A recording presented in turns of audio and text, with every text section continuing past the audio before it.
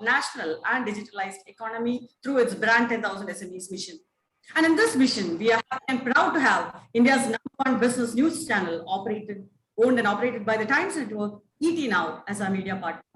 As they salute India's SMEs, MSMEs, and startups who showed resilience during the crisis, we are proud to join hands with them. Let's watch a short video.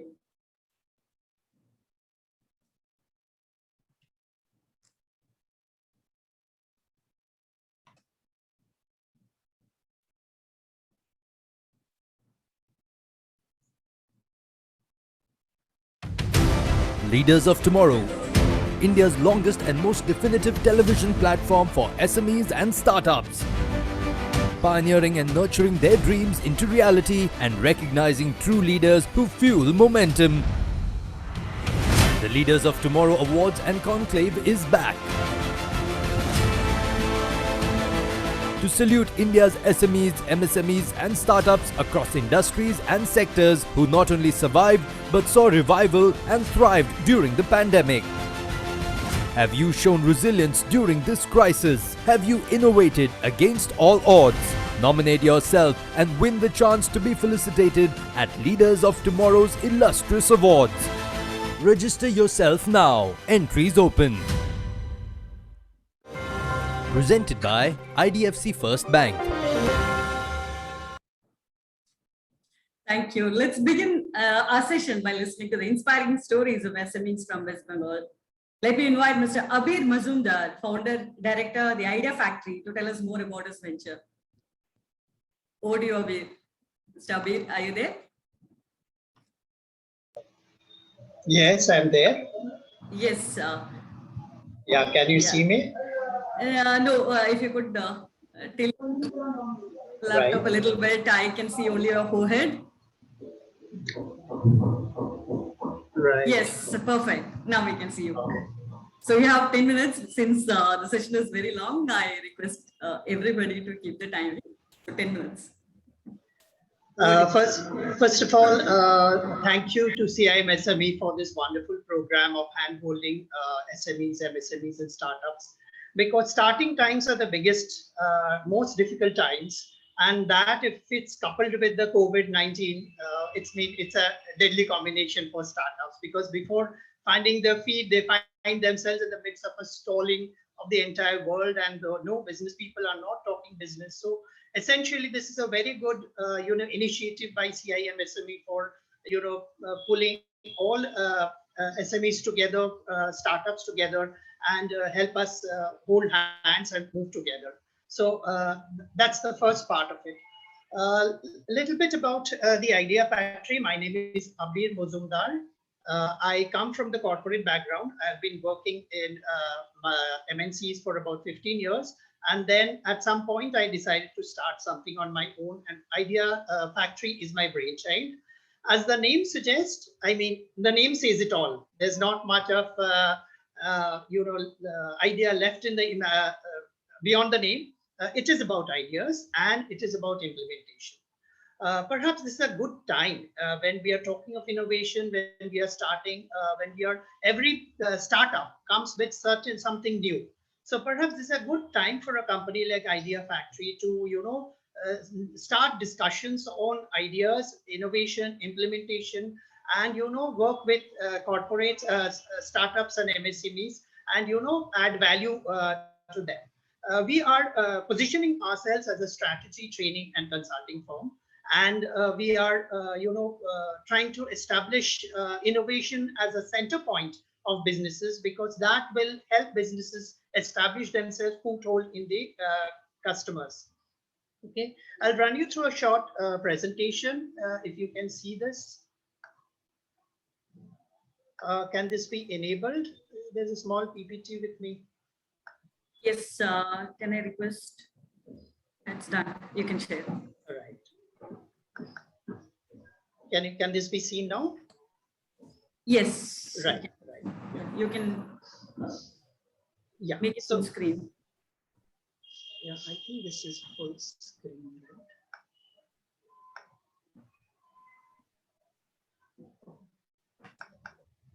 Is this seen fully? No, we can see all the slides.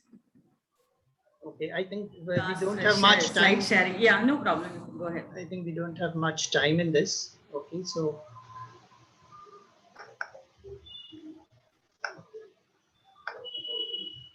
yeah, as you can see, this is being established as a knowledge startup, especially in India, where knowledge services are an important ingredient of the growth of the country. So the Idea Factory is a knowledge startup, and we are a thinking organization where we are entering into discussions and dialogues with small and big businesses with various new ideas, and see how many of these ideas can be implemented in the short, medium, and long term. As we have seen, like what I have seen in my huge corporate 15 years of corporate experience and working in strategy in the corporates, I found that while organizations spend a lot of energy on the execution, perfection of their execution, but not so much of importance given to establish their strategic thinking, because execution takes a lot of their energy. So the concept of the Idea Factory came from there. Though I was in strategy, I found that there is a lot of opportunity where strategic thinking or long-term thinking can be required by corporates to build it. And as we found today in India, the biggest problem is about long-term growth. So perhaps this is a good time when we talk of long-term growth. And in the process, we hope it will look at various economic problems and maybe solve some of them as well. अरे नहीं problem हो गई है. Right. Ideas being our main differentiator, but everybody has ideas. Let us also remember that.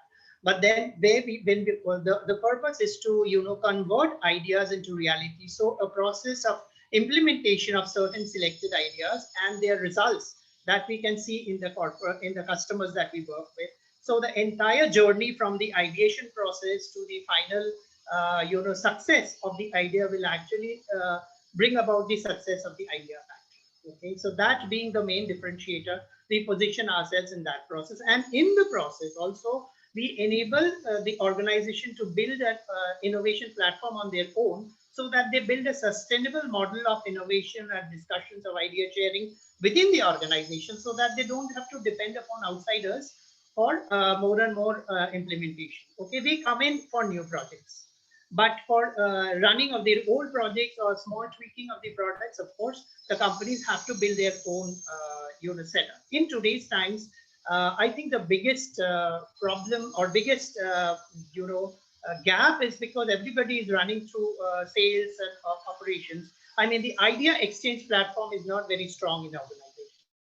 In some groups like the Tata Group, they have some programs called the Innovista Group, where ideas are being shared on a regular basis, but still there's a lot more opportunities out there to exchange ideas and build a robust business model around implementation of such ideas. Okay, and that we believe has a very strong role in building a very long-term organization for India. Okay, even if you look at it, all the MNCs today, India is actually a global center. All the MNCs are in India, and any product you go to buy, customers at least have 5 to 10 choices for them. But here is a time when Indian companies also need to think that we are the best. Our products and our services have to be the best, and we should compete with anyone in the world. Tomorrow, as more and more doors are open, of course, there will be more competition that will come in. But if you have a mindset that we are bringing the best product in the market, we are bringing the best service in the market, and we are building a very robust organization for the long term,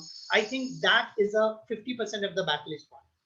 Okay, so that being at the root of the building of the Idea Factory, this is also some area that we we feel that India we can work together within the economy and help fix up certain problems with the economy.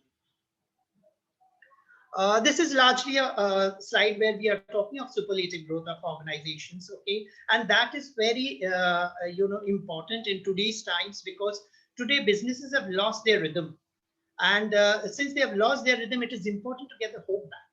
Okay, which means that we can do it. If not, maybe may not be able to give a timeline to the superlative growth, which was previous to COVID. We had a 3-year plan, we had a 5-year plan, but today we are getting the hope back. And definitely we are trying to work in a 360-degree fashion, so that the growth, whatever growth we build, is a sustainable model that we have. Okay, so that is the kind of value that we bring to the organizations, both big and small. Just to put a block on the strengths that we have, of course, ideations, that being the strength, because ideations are the starting discussions with any organizations, okay, because they know their job well in terms of how to run their organizations. But what we can help them is to see whether they are mapped to the market, or whether the products that they are designing, if certain innovations can be brought in these products. Okay, the customers have evolved. Post-COVID, you will not get the same customer. Their understanding, their priorities have changed, their purchasing priorities have changed, and their value for money propositions have always changed. Okay, so this is a good time for organizations to bring in something new for the customers, and for get the loyalty of the customer. Customers will only be loyal to you if we can give a continuous supply of new and new products for him and solve his problems as he uses these products. So while his products, what he's buying today, he would not want to buy it 1 year down the line. And similarly, he would not like to buy it 2 years down the line. So if we evolve, if the products grow, if the services grow, that is a wonderful, relationship that we build with our clients, and the clients build a relationship with their clients, and that becomes a continuous, a long-lasting association with the customers. Okay, evolve solutions and value for money. This value for money is a very abstract concept which we use all the time, but it has a very clear connotation today when we talk of pre-COVID and post-COVID. Today, the customer, his understanding of the priorities is very important. So people have slash prices, people are giving freebies. So all the new things that are coming will also have to be given at a very low price. So value for money becomes the main differentiator for a customer who has evolved over the time during the COVID times. Our understanding, our unique proposition, as we have told you, is about ideas and also about thought leadership. The term that we are using for thought leadership is, of course, we kind of, with ideations or with ideas, we create the future. And through that, we show a bit of a leadership. And we also build an ecosystem wherein such thoughts are converted into reality. As we work with organizations and we connect with various partners to it, we, in the process, we also build a ecosystem wherein thoughts are converted into reality. So the word thought leadership has a great connotation towards becoming something which connects everybody. Okay, and let us also remember, Idea Factory as a concept is not only about businesses, not only about B2B. Tomorrow, once we set up our contacts with the B2B, we would also like to establish contact with the B2C, which is the end customer, because ideas everybody has. And individual ideas can even change the world. So if Idea Factory can connect to individuals through ideas as well as to businesses, that is a very potent form of change that we are looking at to bring about in the near future. Driving the knowledge economy, of course, we are at the forefront, and knowledge is the only weapon in the hands of India, which will also take us above the level that we are today in. We have always been focusing on knowledge, of course, in the last 10, 15, 20 years. Of course, knowledge has been our main differentiator. But with knowledge, we can also go into manufacturing. We can also go into skilling of the project, because here we are evolving with whatever our priorities have changed. So the Atmanirbhar or the Make for India, Make in India, that concept is also is important as we take ourselves along. And so priorities for the country come first, and then we integrate with the world. So we are at sync with the economic priorities, wherein growth of the country is a very most important. And of course, through that, we hope we would be able to connect with the larger global audience also. Partner with Thank you so much, Abid. I think it's time to close. You can. Right. Okay. Thank you so much. And of course, we will be connecting with you in larger times. This video will be uploaded in our YouTube channel. I'm sure you can have a look at it at a later point in time. Thank you, everyone. Thank you so much, Mr. Abid. That was really an inspiring story. Let me now invite Mr. Gaurav Agarwal, Founder Director, SMBA Consultants, for his to talk about his venture. Over to you, Mr. Gaurav. Thanks, Aparna. Thank you for introducing me so warmly, and Santosh ji in person, because the kind of initiative that he always comes up with, and the vision that he's having with CIMSME. Kudos, hats off to him. Okay. Now I basically want to talk about different elements in today's challenging times. Say few elements that I have essentially picked up. I'm not ready with a proper PPT though. Okay, but I'll talk about some elements like one, financial stress. Second, I want to talk about some things like bouncing back, aspirations, and third I want to talk about is succession. So I will actually break down my entire discussion into three small stories. Okay, so first, when we talk about basically the financial stress, so day before yesterday I get a call from my brother-in-law. So he called me up and said that Diju, my chauffeur's wife is basically, the driver basically is paid 12,000 rupees. Okay. And wherein the wife, she was essentially getting paid 8,000 rupees, but she has actually lost a job. So being a recruitment consultant, so he presumed that if I give a call to Gaurav, so he can definitely, find a job for him. Luckily, since we have so many clients in our bucket and I keep on, getting the demand and supply. So I'm sort of a mediator between the demand and supply, okay, as a job provider. So I immediately recalled, a person from a very nearby vicinity. He told me that, hey, I am looking for a girl who is very much located nearby, and this kind of compensation I'll be happy to pay. And within 5 minutes, okay, the luck fortune actually favored, and we sort of were favoring, and we could organize a face-to-face interview. And half an hour back, I get this, WhatsApp message in pure Bengali, the local language, wherein I just sort of read that she was trying to thank me, and a small voice note was also there that, Babu, very much thank you for your kind aspiration. I have got a job. Now I can run my family smoothly, because my family income now every month will become 22,000, because 10,000 mera wahan se mil jayega and 12,000 my husband will pay. So yeah, I mean, this is, something like a financial stress, which I want to talk about. Many people have been probably shown the pink slip. We have been talking to, this is just a normal story, which you can see in your own locality as well. So I'm not talking about only myself being a recruitment consultant. Each and every one of us can play the role of recruitment consultant.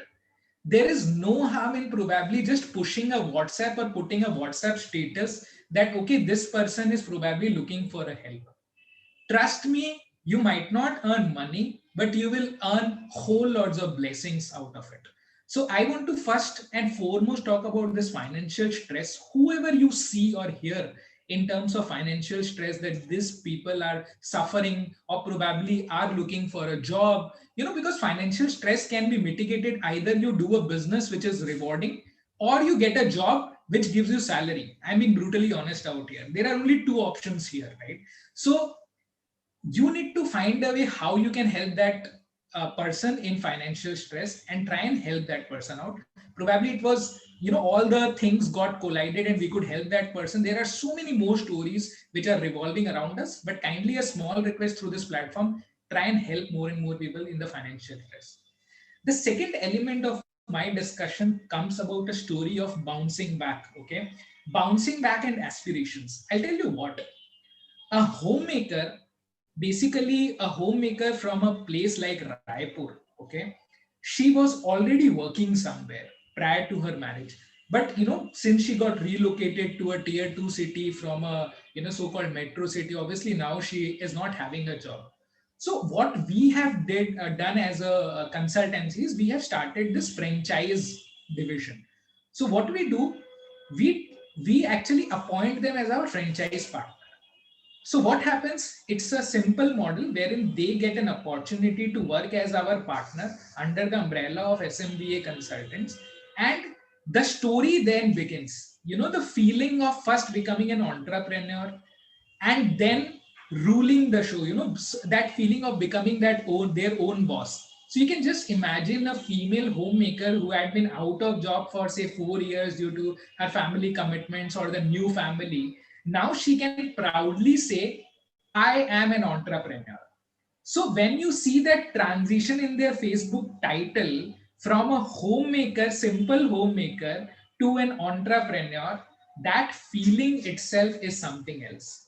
Okay, so that is the story of bouncing back. Okay, so that is very, very critical to find a particular umbrella. That umbrella might be anything, it might be, say, a franchise of SMB consultants or anything which you figure out that, okay, I want to partner with them and I want to work with them. So please do not, you have the, aspirations, and we are there to provide the wings to your aspirations. Okay. Or say, for example, a 28-year-old female who has seen her business owner father that, okay, he's running a business. And now she also wants to prove herself that, okay, she can also do something on her own. So all these small nuggets or the stories are related to aspiration or bouncing back.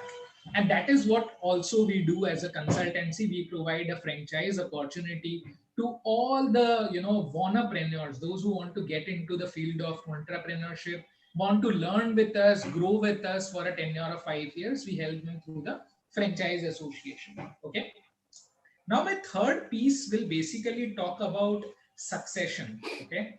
Now, during the pandemic time, especially, I would focus on the folks who are probably 60 plus, going into the stage of retirement, or who have taken an early retirement from their businesses. They all might not be having a person to take that baton from them and to succeed, to take care of their businesses. We have seen cases wherein 17-year-old person was there, his son was there in US, he doesn't want to set back, relocate from Texas, but doesn't want to come back to Bangalore and take the succession or handle the ownership of his father's business. They are like, Dad, I'm very happy there. Why you want to do that? So SMB consultants is very much there for their support as well.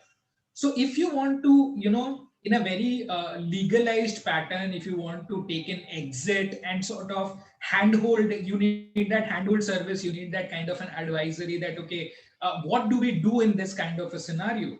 Okay, so I have, say, an HR consulting business from, let's say, 30 years of time, but I do not have somebody to take care of that. I have built it, I have nourished that entire business. Okay, so what to do next? So I'll be more than happy to support. These are very, very confidential things which probably people might not be too comfortable to discuss and divulge in public. I'll leave my number as well on the public platform. You can just go to our SMB consultants page, try and approach me. I'll be more than happy to set up a strategy call as well. And see, the idea is value generation. How SMBA consultants as a consultancy can generate value. If I talk about myself, I am academically from a Xaverian and a chartered accountant, cleared it 9.5 years back, running this consultancy. By God's grace, it has become the fastest growing HR network of India.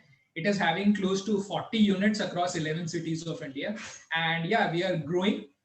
And the idea is, with this growth, with this franchise distribution channel, we want to just try and penetrate deep into the tier 2, tier 3 Bharat and try to help most number of candidates. And till date, we are charging nothing from the candidates. It's pure zero money from the candidates. We only charge the clients for the service that we provide. So it's an amazing story. I think you can close now. Yes, I was about to. And yes, these are some of the things I'll be more than happy to help and always generate value. Thank you, Aparna, again, and thank you, Santoshi. Thank you, SAI. Thank you so much, Gaurav. That was really, really an inspiring story. And now we have with us Shruti Dugar, founder and creative director, Web of Words, to share her story with us. Shruti, over to you. Hello, everyone. And thank you, Aparna ma'am and Santosh sir, for making me a part of CISMA. I hope my video is visible. I'm not able to see you. Yeah. Okay. So I don't know what the problem is. We can hear you, but we are not able to see the video. Okay. Okay. I really don't know what is the issue, because from my end. You can go ahead. Okay. So my name is Shruti Dugar, and I am a copywriter, and I'm also a seller on Amazon. So I help local businesses here in Kolkata to get onboarded on Amazon and start selling and to build their digital presence basically on social media. And I work with brands such as who are into e-commerce, SaaS, personal development, and this is my core competencies. And the reason why I chose this field is because after the pandemic, it became very evident that a business can't thrive only in the offline world only. I think so. Both are very important part of your business, and it should go side by side. It's not like if you are strong in the offline market, there is no guarantee that if it shuts down suddenly, and so you are losing your business, you're losing customers, and everything can fall about in just a matter of hours, just like the sudden announcement of the lockdown. And again, I think we have a sort of lockdown here in Kolkata, which is very unfortunate. So these are the few things that made me choose to explore online, and that is why this has been a very important part to make other businesses grow. I have seen businesses that have just crumbled just because they did not have any online presence. And that is why this is my main motto, to build a company's brand. And I mainly work with the small MSMEs, because I am basically MSME. So I would want to from someone like me to grow and thrive in this corporative world. And I help with copywriting for websites, and managing social media, seeing what is trending, and making sure that the businesses are building their digital legacy and not just the going through the traditional route.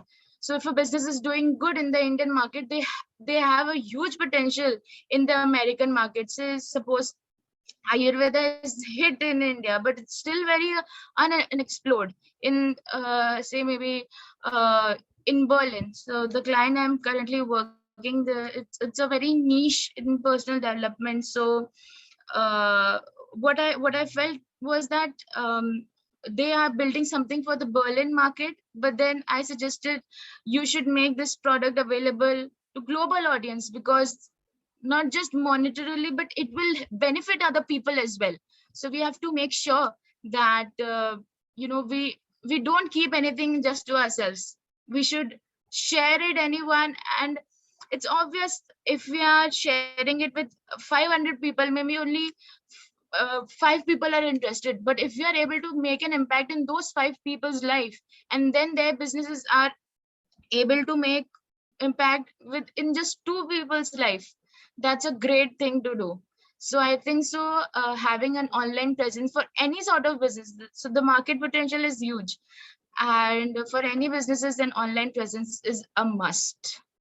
And that is what I'm very happy to associate with CIMSME also, because of the great work that we have been doing to promote and develop our own brands. So thank you so much, Shruti. Thank you for sharing your views with us. Let me now invite Ms. Priya Sengupta. Priya ma'am, are you there? I can't see you in the list. Priya ma'am, are you there? Not yet. So let me now invite Shri Madan Singh. Shri Madan Singh have joined. Vice President, Kalyani Chamber of Commerce and Industry. Let me. Yes, I am here. Yes. Over to you, sir. Hello. Yes, sir. We can hear you. Actually, I just joined. I did not heard the earlier discussion. Okay. So entrepreneurs from Bengal were sharing their stories. So you would like to? Yeah. Next, that's what you said. Sir, we'd like to listen, understand from the future of SMEs from that and the activities that you're doing as a Chamber of Commerce and Industries from Kalani. So if you can just share your thought, that would be great. Actually, here in Kalyani, we promote MSME. Basically, MSME, Can you because Kalyani is a camera is off. industrial. Hello. Your camera is off, sir. Can you come on camera? Okay. Yes, see. Oh, I think you muted. Bolo. Hello. Madan, Bolo. Madan ji, can you come on camera? Just a minute. Not Devdatta sir, Madan Singh sir.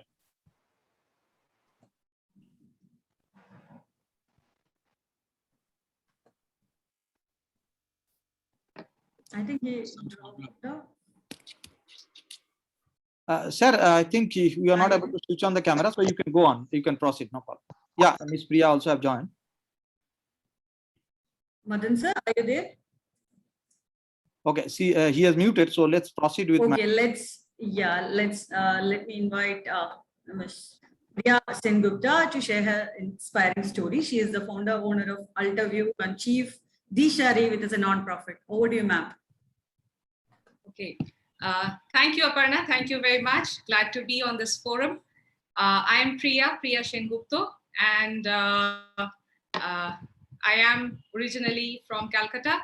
I started my journey of life from Medical College, Calcutta, and then went through schooling in different parts of India, but finished my education in Calcutta from St. Teresa's Secondary School, then La Matna, Presidency College, Science College, Calcutta University, Jadavpur University, and finally IIM Calcutta.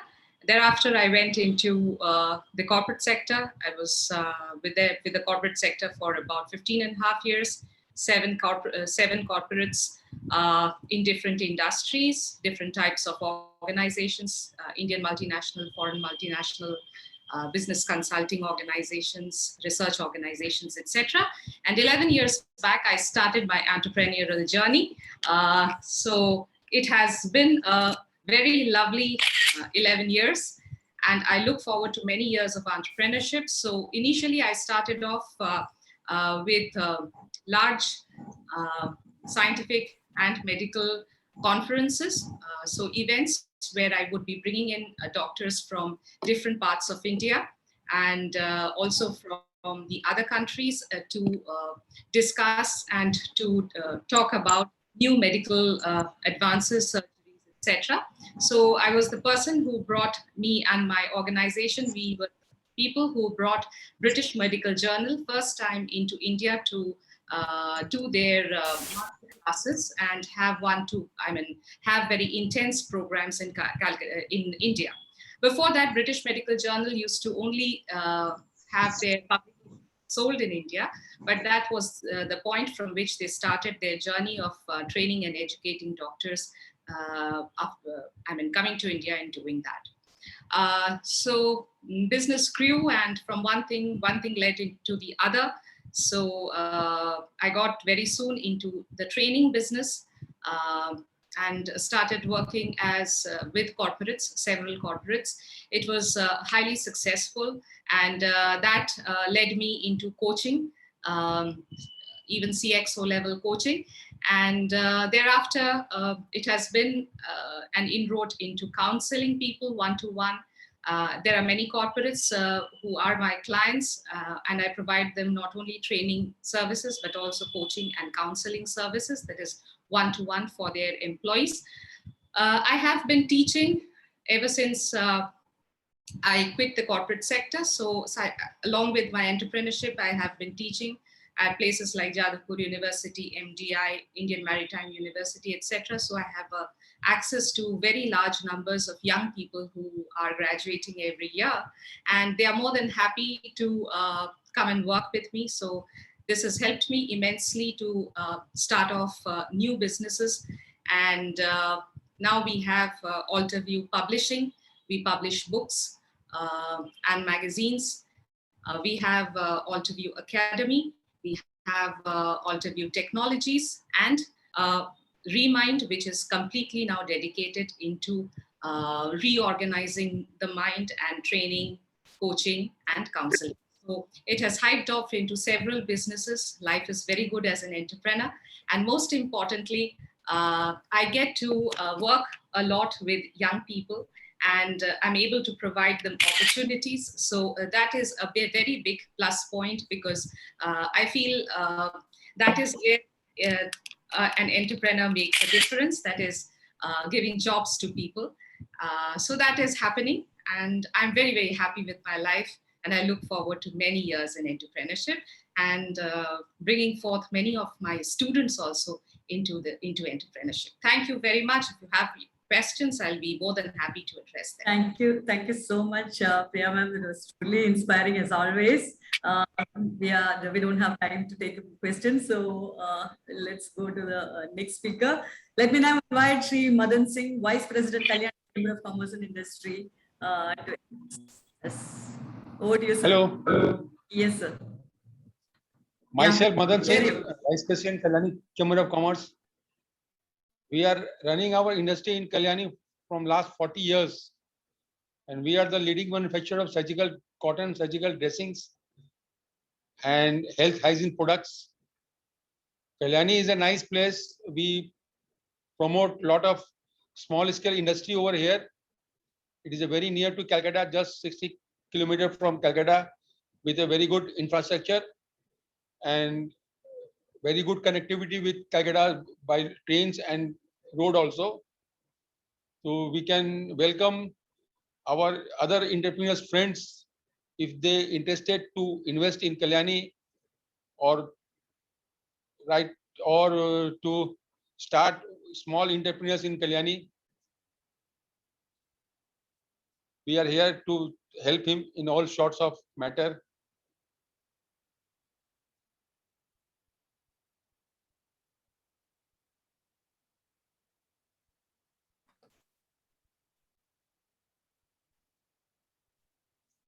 Yes, sir. If anyone interested to invest in Kalyani or come to Kalyani for MSME or small enterprise, we will help them in every respect. Great to hear. Thank you so much for the support. I think we are doing this in Kalyani from last 40 years. Oh, great to hear that. Thank you so much, sir, for joining us today and helping, telling us that all the support is offered. So thank you very much. Thank you so much. Thank you so much. So thank you very much. Sri Subrata Saha, or I would like to invite Sri Devdatta Bhattacharya, FASII, to speak a few words. Good afternoon. It's a very good thing that we have again meet today to see how particularly the Eastern region business is being addressing this COVID-19, how we're marching. I think later on I am just seeing about the young entrepreneur who has expressed their views, and it is a great thing that a new concept is being created during this lockdown period. So I think I will hear more and more, and later on we'll see something. Thank you. Thank you so much, sir. Next, I would like to invite Mr. Sri Subrata Saha, Director, Saha Steel Private Limited. He's joining in few minutes. He is joining in few minutes. Okay, do we have Mr. Aditya Lokesh Raj, founder CEO Avatar Studios? He has also not joined, I think. So can we watch a short video till the time they join?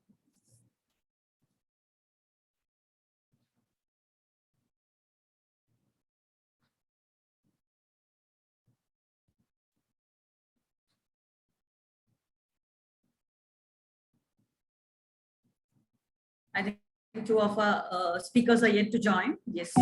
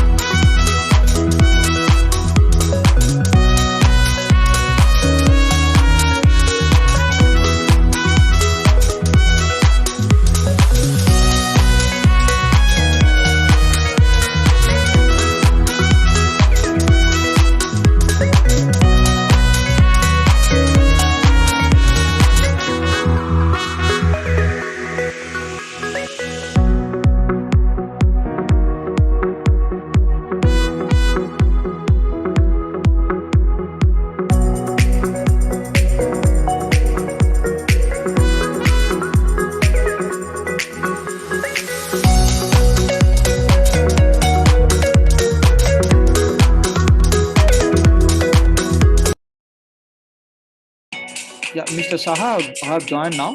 You can. Yeah. Yes, let me now invite Sri Subrato Saha, Director Saha Steel Private Limited, to talk about his venture. Over to you, sir. Yeah, it's regarding.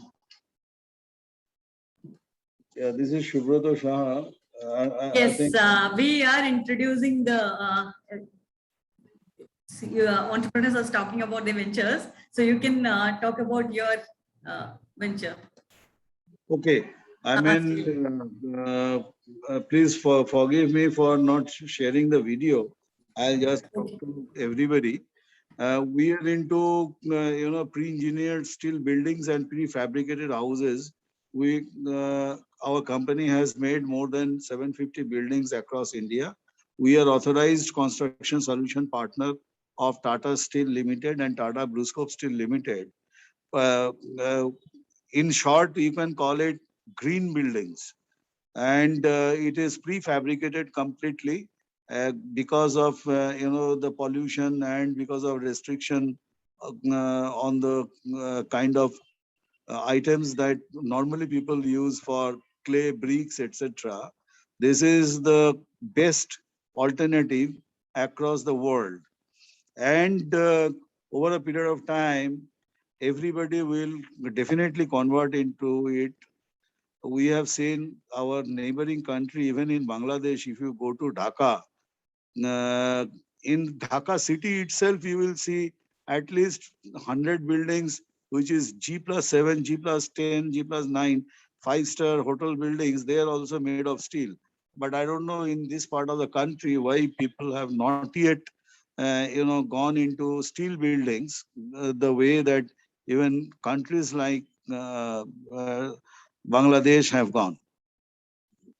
Now, we have, I mean, different types of buildings, even the buildings on the RCC roofs, particularly rooftop buildings, which normally does not give much load on the existing structure. So that's why we are continuously growing and growing almost 2 folds, 3 folds every year. Year on year, our growth is more than 3 times.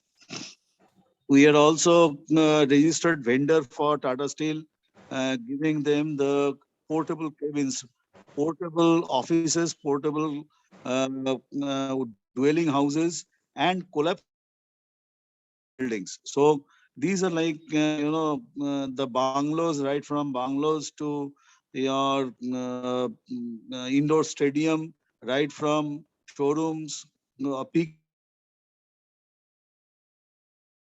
Apollo Tires or Haldiram's. We have made the food courts of Haldiram's. We have made the showroom of Tata Motors as well in Bhutan.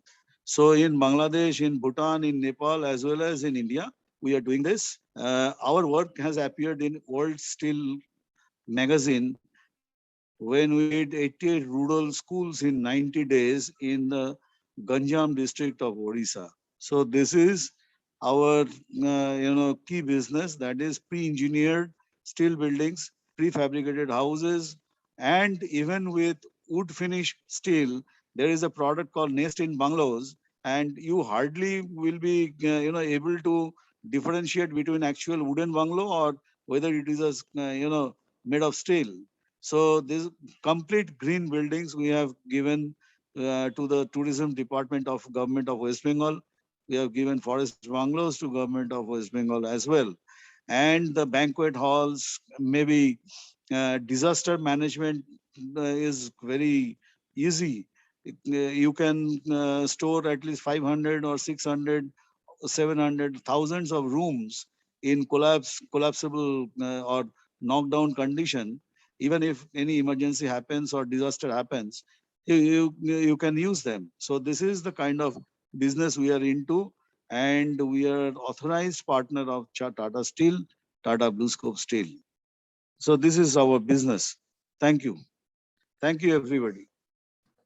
Thank you so much, sir. That was really inspiring. And do we have Mr. Aditya Lokesh Raj? Mr. Aditya has joined.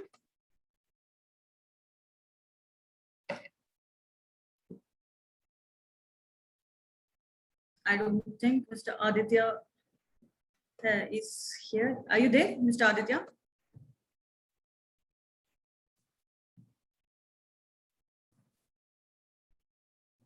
Yes, he has just entered. Let me now invite Shri Aditya Lokesh Raj, founder and CEO, Avatar Studios, to talk about his venture. Over to you. Yeah. Hello. Hey, hi, yes. Hi. So good evening, everyone. And it's been really an honor to be here on this platform. So Avatar Studios is a company in Bangalore. We are a creative agency, and we are also into marketing and communications as well. So we are basically into varied services, which help startups and also established businesses for their online presence.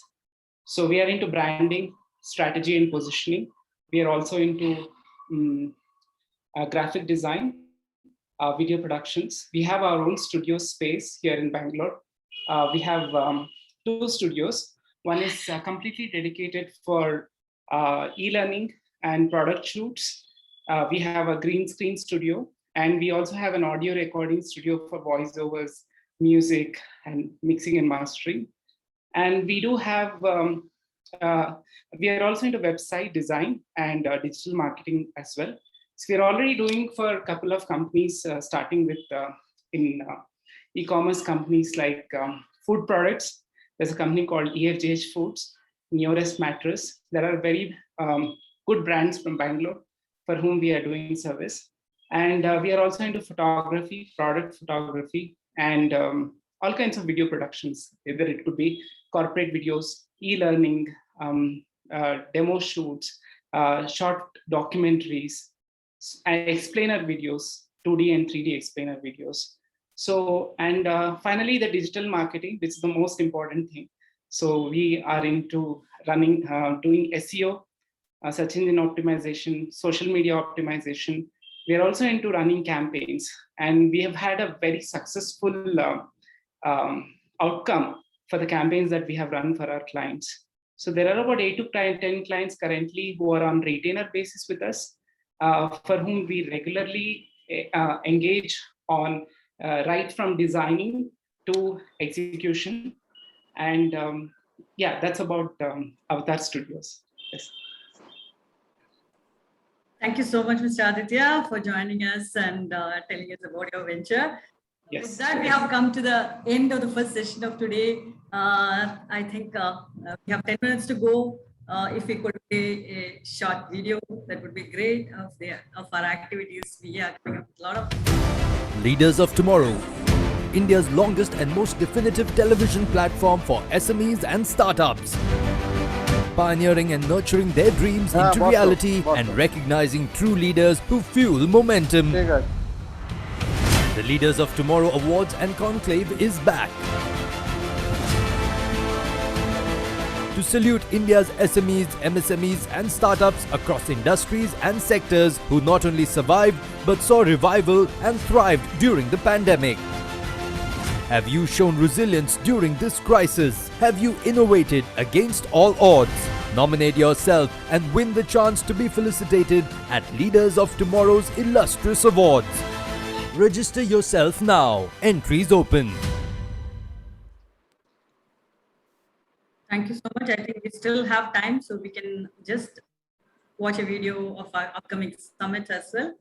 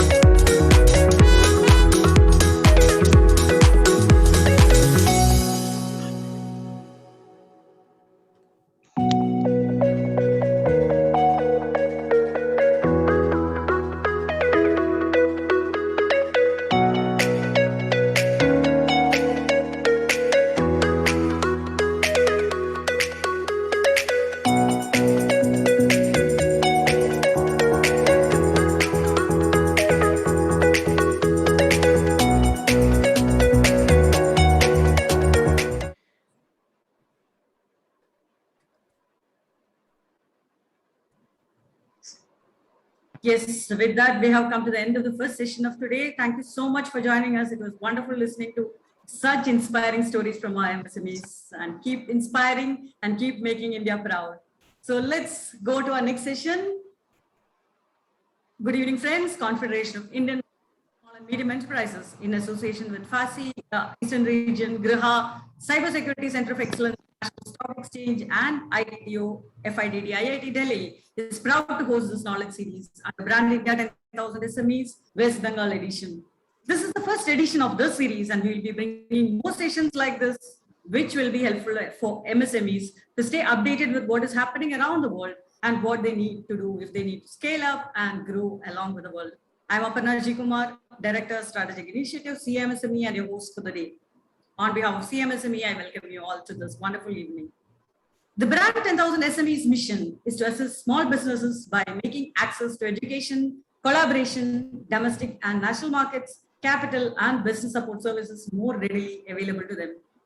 Through this mission, SMEs will learn skills such as business plan development, problem solving, financial management, research and development, product and project management, marketing, employee management, innovation management, and digital transformation.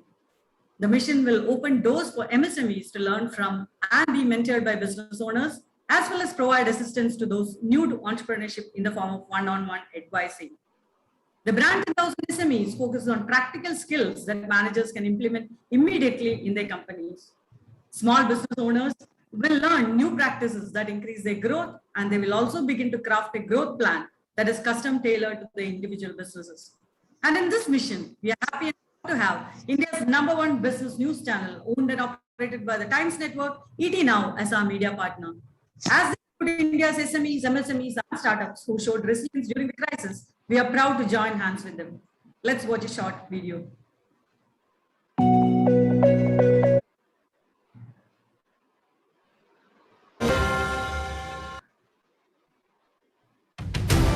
Leaders of Tomorrow, India's longest and most definitive television platform for SMEs and startups. Pioneering and nurturing their dreams into reality and recognizing true leaders who fuel momentum. The Leaders of Tomorrow Awards and Conclave is back. To salute India's SMEs, MSMEs and startups across industries and sectors who not only survived but saw revival and thrived during the pandemic.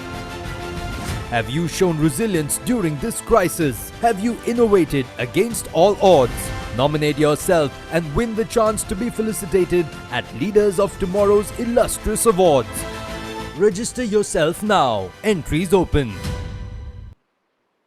Thank you so much. And as I mentioned, through the Brand 10,000 SMEs mission, we are focusing on improving the contributions of MSMEs in a global and digitally linked economy, with the understanding that MSMEs are critical for creating more inclusive globalization and growth. MSMEs contribute to economic and social well-being through their wide range of activities. An open and integrated economy needs to have an open and welcoming business environment for MSMEs to have any participation or gain any benefits. Being able to tap into strategic resources is essential for MSMEs' competitiveness. With this understanding, Confederation of Indian Micro, Small and Medium Enterprises is dedicatedly working on enhancing the contributions of MSMEs in a local, regional, national, and digitalized economy. I welcome you all once again to BrandIndia 10,000 SMEs Global Vision Knowledge Series, West Bengal edition. Now let me invite Mr. Chiranjeev Ghosh, FASII Eastern Region, for his opening remarks. Over to you, sir. Thank you, madam. It's a good evening to everybody. I'm Chiranjeev Ghosh. I'm audible, madam? Yeah, you're audible, but we are not able to see your video. Not video, okay. Yes. Okay. Thank you. Thank you. Good evening, everybody. I'm Chiranjeev Ghosh on behalf of FASII, Eastern Region. I'm the chairman of the Eastern Region, first part of this branding India. I have delivered so many interesting things in West Bengal. Now, what is FASII doing in West Bengal? First 1 or 2 minutes. What is FASII doing in West Bengal for the MSME sector? FASII is a big name in West Bengal, actually for the MSMEs, for helping MSMEs from the root, actually from the financing through workers felicitation. Nowadays, the vaccination process is going on all over India through industrial process and everything. The FASI is also doing same thing for the industrialization, industrial vaccination. Now, one thing is now is COVID situation. FASI is doing for the MSMEs for finance purpose, doing for the MSMEs. So many MSMEs are in a verge of collapsing due to the pandemic situation. So the FASI is doing for them also. So FASI is a chapter where more than 2,000 entrepreneurs along with the associations are there in West Bengal. And you know, the MSME situation now, the current situation is very, very poor because of the pandemic situation. Not only MSME, the small and micro level MSMEs, that is not counting. The handicap sector, those are doing some micro level SMEs. There is a verge of collapsing. FASI is doing for them, for they are doing some park. FASI is introducing some parks over there in West Bengal for felicities, give some opportunities for them and do some activities for this micro level entrepreneur. That means the handicap sector and other sectors. And FASI is in the with the government of West Bengal, they are doing something like government of West Bengal is doing something for the MSMEs right from the beginning of the pandemic, and government of India also doing some for the MSMEs. But the root cause of is financing. But the financing chapter, the government of India is trying to do some financing for 3 lakh crore of rupees. But what is the situation is now, they are money, others, the other than the big industry, we are not taking this part because of the interest part. We are the same thing we are doing with the interest, but literally we have to take the loan and give it to with the interest. So there is no need of taking loans against loans. So there is no, the MSMEs are doing in a, MSMEs is going in a very bad shape. Loans and everything is doing loans. So loans chapter is very, very much for the SMEs. Now, in the government of West Bengal is doing something for the MSMEs like Kormoshati Prokalpo. Some young entrepreneurs, specialists of young entrepreneurs is Kormoshati Prokalpo. Other thing is Shilpo Disha and Shilpo Shati. Shilpo Shati, where you have linked with so many licensing process. You are giving license online from Shilpo Shati, and some old age pension for the handicrafts and village industrial artisans. They are giving some old age pension also for the industries, was the artisans chapter. And cluster, we are in West Bengal, there are so many clusters over there, and productive MFCs like DICs, 1 point licensing process, but it is not doing properly nowadays because of the pandemic situation. The government bodies are not taking the online process. So MFC is doing his own way. Financing, finance clinic, they are doing some finance clinic in DICs. So TFC, that is a one is SWAS service, is a Smile mobile apps. That is also introduced in West Bengal. So in West Bengal, we have so many things for MSMEs, but need more to do for the MSMEs. And one thing we have to know, the Uddam registration. First, government of India introduced Uddog Aadhaar. Now it is Uddam registration. And I think after 2 or more few years, it will like something, some more registration. The MSME needs some registration for 10 years, not for the 2 years, 3 years, and 4 years. And they are taking the registration part for Uddog Aadhaar for 2 years, but 3 years. After that, all MSMEs have to do registration in a Uddam registration. And after, I think in the future, we have to do something for registration in the some others in registration form. So we have to think over there, and we have to minimize the chapter of registration and licensing process for the benefit of our industry, for the benefit of our SMEs. We have to give some shortest process for MSMEs. Only 5 or 6 licensing process, not the big licensing process, because you have doing some 1 to 11 licensing processes, small entrepreneur. So they are doing the license, they are doing license, and they are not getting the manufacturing. Nowadays, manufacturing process is very small, and the trading process and others business is going very good situation in this pandemic situation. But manufacturing, those are manufacturer, those are entrepreneur in manufacturing, they are in a very bad shape. So you have to think for the manufacturer who are manufacturing. So licensing process should be minimized, and Udam registration or other things should be for at least 10 years, so that you have to change, you have to strict your mind for any registration, any licensing for at least 10 years. And thank you everyone. Actually, I am just coming from the other state just now, so I'm not much taking the time, and you are going a very good session already. And thank you, Santoshji and others delegates. Thank you all. We will meet again and we'll deliver it again for the future of SMEs. Thank you. Thank you so much, sir. That was really inspiring what FASII is doing. And now let me invite Ms. Anju Bajaj, Chairperson MSME Growth Vertical of Confederation of Indian Micro, Small and Medium Enterprises, to give her opening remarks. Over to you, Anju, ma'am.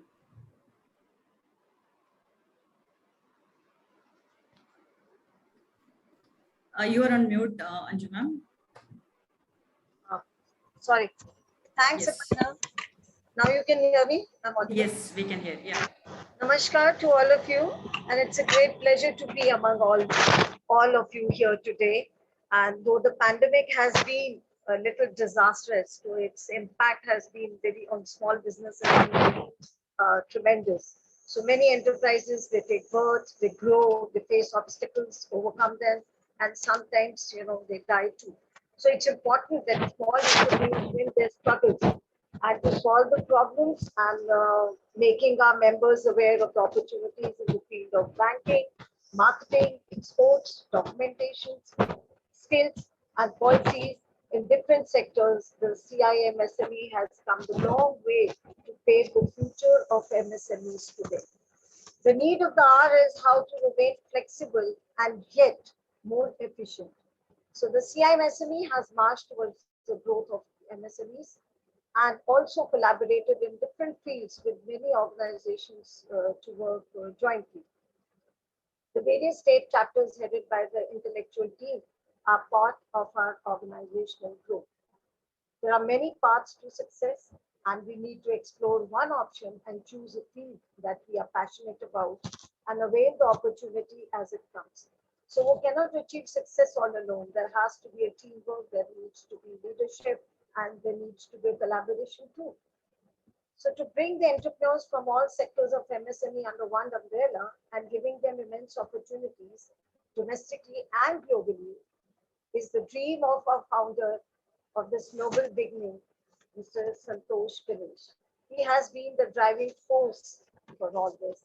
And it's not easy to hold various virtual sessions, the seminars, the workshops, and EDPs, and make all members work tied up into one string and under one roof. So the Brand 10,000 SMEs series has a long way to go, treading on the path of awareness, the development programs, the innovations, and digital marketing, of course, and also provide assistance to new budding entrepreneurs and guide them towards the succession planning. It's really a pleasure to listen to all the stalwarts of today's session. Our chief guest, Mr. Bhattacharya, guest of honor, Mr. Bapupadhyay, Mr. Sen, Mr. Dr. Abhay Sinha, Dr. Shriram, Mr. Gagan, Mrs. Rima, Mrs. Rachna, Mr. Manoj, and FASII Vice Chair, Mr. Ghosh. Welcome to you all, sir, and hope that the participants will gain immense knowledge from today's session. I also would like to congratulate the West Bengal chapter for this inaugural and to be a part of this knowledge series. Wish you all the best and congratulations. Over to you, Aparna. Thank you. Thank you so much, ma'am, for those nice words and opening the session in such a grand way. And now it is time to listen to our chief guest. Let me proudly invite Shri K.D. Bhattacharya, Joint Director, MSME DI Kolkata, for his address. Over to you, sir. He is represented by Mr. Sen and Mr. Mukhopadhyay. So when he's getting time, he probably will be joining, but you can move on to Mr. Sen and Mukhopadhyay. Okay, so yeah. Mr. Sen, namaskar.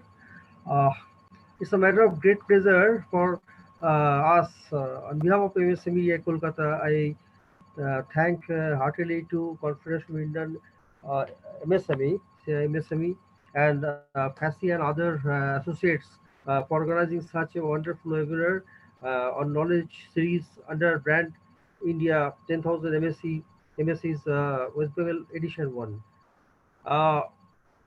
Actually, there has been a lot of transition in the MSME sector. Earlier, before 2006, it was SISI, Small Industry Service Institute, which catered to the need of the industries under Minister of SI. After 2006, it has been renamed as MSME, Minister of MSME, and it covered all the service sector as well as manufacturing sector. And during this, around 14 years, since 2006 till now, there has been change in the process of registration. Firstly, it was Enterprise Memorandum and then Udyog Aadhaar. Now it is Udyog registration. What my earlier speaker was speaking regarding that registration process. Actually, there has been some changes and improvement in the registration process. Considering the vision of India's government to make it India ease of doing business, this Udyog Aadhaar registration, Udyog registration has been introduced, and Udyog registration is the better version. And now one person who gets his registration as MSME, he will not have to. This is a permanent one. He can edit it and just add his changes. There is nothing like temporary registration. It is a permanent registration. This is about the registration, and we have some flagship schemes. I would just, because of shortage of time, I will not be able to elaborate on all the scheme points. My colleague Mr. Mukhopadhyay will give highlights on some schemes, but I'm just highlighting some schemes. Name of the schemes like Udyog registration is a registration process, scheme for getting registration. Then another scheme is PMEG, Prime Minister's Employee Registration Program. That is a scheme to give support to the new entrepreneurs willing to set up some manufacturing unit or service sector enterprises with a loan amount of maximum 25 lakhs. There is another scheme for giving marketing support, that is procurement and marketing support scheme. And you can participate, the MSMEs, the registered MSMEs can participate in various fairs organized throughout the country, and they will be given reimbursement of the expenses towards traveling and as well as stall rent. So this is a very good scheme, and a lot of entrepreneurs are getting advantages and reaping benefit out of this scheme. Then another marketing support scheme is Public Procurement Policy 2012. This Public Procurement Policy 2012 has played a very important role and crucial role for giving marketing access support to the MSMEs. Earlier, the traders enjoyed the benefit, enjoyed the status of suppliers to various PSUs, government department. But after before 2012, it was a situation. But after 2012, for manufacturers, Government of India introduced this policy, that is Public Procurement Policy 2012, for all the Indian government enterprise, government departments, central government departments, central public sector enterprises have been mandated to procure at least 25% of their requirement annual purchase from the MSMEs. So this is a big advantage, big support to the MSMEs. And now most of the and this target it has to be achieved by all the MSMEs, and they have to give report to the Minister of MSME. So under this compulsion, PSUs and central government departments, they have achieved more than 25%. But with regard to SC/ST and women enterprises, the public policy has also given some mandated percentage target for the CPSs and government departments, that is 4% for the SC/ST and 3% for the women enterprises. But in this regard, there is a lot of gap. Central government PSUs have not been able to achieve this target. So there is a lot of scope for the SC/ST and women enterprises. And MSMEDI Kolkata organizes a lot of vendor development programs for bringing the MSMEs as well as central public sector organizations, central PSUs to come under a common platform where they get the MSCs get the scope to interact with the CPSUs, and CPSUs also get the a lot number of vendors at a common place, and that helps in accelerating the vendorization process. Then MSME Samadhan portal is also there, which gives support to the MSMEs by solving the delayed payment. Then MSC CDP scheme is another scheme, MSME cluster development scheme. Cluster development complex is very much supportive scheme for the MSMEs. Under this scheme, there is a provision for getting 20 crores grant from Government of India if a cluster is formed with some common group of products. Suppose you are some group of manufacturers are in the leather trade, they are manufacturing leather goods within a particular within a certain boundary, within a distance of around 4-5 kilometers. A cluster may be formed. This cluster's development activity has gained a good momentum in West Bengal as well as throughout country. And the clusters, they make approach our office, and we are our active officers. We have a lot of cooperative and supportive officers who are giving support to develop clusters throughout the country, and also in West Bengal. And Spurti is another cluster development scheme to support the village industries.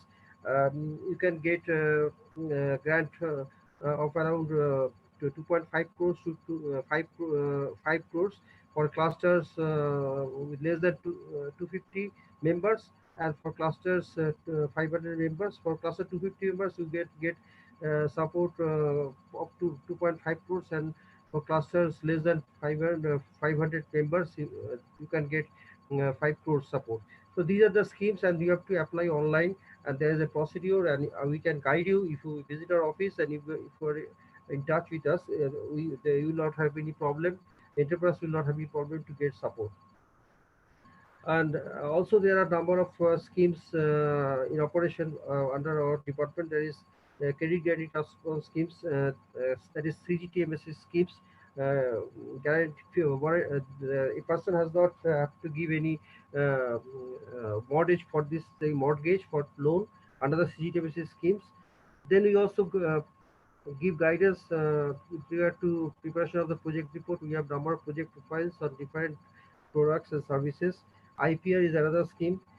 Then incubation scheme is also another important scheme to generate ideas. Then we run a lot of training programs under ESDP, management development programs under development of MSME schemes. Then we have also MSME testing centers where the entrepreneurs can test their products. It is enable accredited under the same campus. That is MSME testing center. MSME children is there to give you support for preparation of any your design. They impart training also. And one more important thing, during the COVID-19 period, one portal has been introduced, that is the MSME Champions portal. Anybody can upload their grievances in this portal. Also, you can and we have a group state champions control room where we give reply to all the queries and keep support through replies immediately. And also in champions portal you get lot of schemes, or lot of information in the schemes. And also throughout the year we can also conduct the Swachhata program in the different parts of clusters, industrial belt. This is a nutshell the activities of MSME Innovation Kolkata. We have a very good team to give support to the MSMEs. So welcome to all the entrepreneurs to visit MSME. And because it is a COVID-19 pandemic situation, I hope everyone should keep take care of their health, and because we have to wait for bright future ahead. Now I have nothing more to say, lot more to say, but because of shortage of time, I am unable to understand what more to say. So I would give scope my colleague Mr. S. Mukherjee. Is a very dynamic person. He can highlight something more about the Thank you support. so much, sir. Thank you. That was really, really an amazing session. So now let me invite our next guest of honor, Sri Sritanath Mukhopadhyay, Assistant Director, MSME DI Kolkata, for his service. Over to you, sir. Thank you, Aparna ma'am. Respected engineer Santosh Ganeshji, Anju ma'am, Mr. Chiranjeev Ghosh from FASII, Mr. Bandyopadhyay, my senior colleague SK Sen sir, and dear entrepreneurs. Now, it is very clear that CI MSME is conducting this kind of webinar in the particularly for the to focus West Bengal state. It's a really we are being serving in this state. So I mean, very good job they are doing. MSME has an impact basically. I think I know before 2006, MSME was not that much popular name itself. It was SSI, as my senior colleague told. But since 2006, with the introduction of new MSME Act bill, actually 2006 bill, it has got a very good impact into our society, and it's a good. Its contribution is also not to be forgotten. I mean, 11 crore employment it is giving to the, to the society. Now, during this pandemic situation, the situation has slightly changed. So we have to change, and we are also the schemes. Mr. Sen already spoke. Is under revision also. Rightly, CLCS TU scheme, technology upgradation scheme, is also under revision. So it's coming under those schemes are lean scheme, JET scheme, digital MSME, incubation scheme. So government is trying to change some, not major change. One more point has come up, the Uddam registration. Just to introduce or to to inform you for the audience that Uddog Aadhaar will be valid till 31st December. So since it's a changeover from Uddog Aadhaar registration to Uddam registration, and Uddam registration has advantage over Uddog Aadhaar, that Uddam registration, as soon as you are registering under Uddam registration, the GEM and TR, trade related e-discount system, is auto registered. And one more thing, no fake MSME can register, because your return and all these things will be auto populated.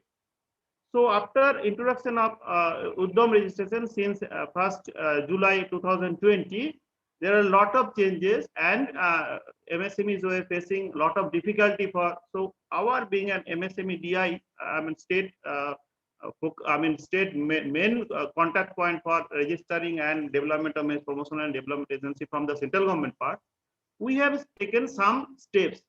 First step is, one step has been taken by our ministry, that is Champions Portal, as you know, online platform for resolving the issues of MSME.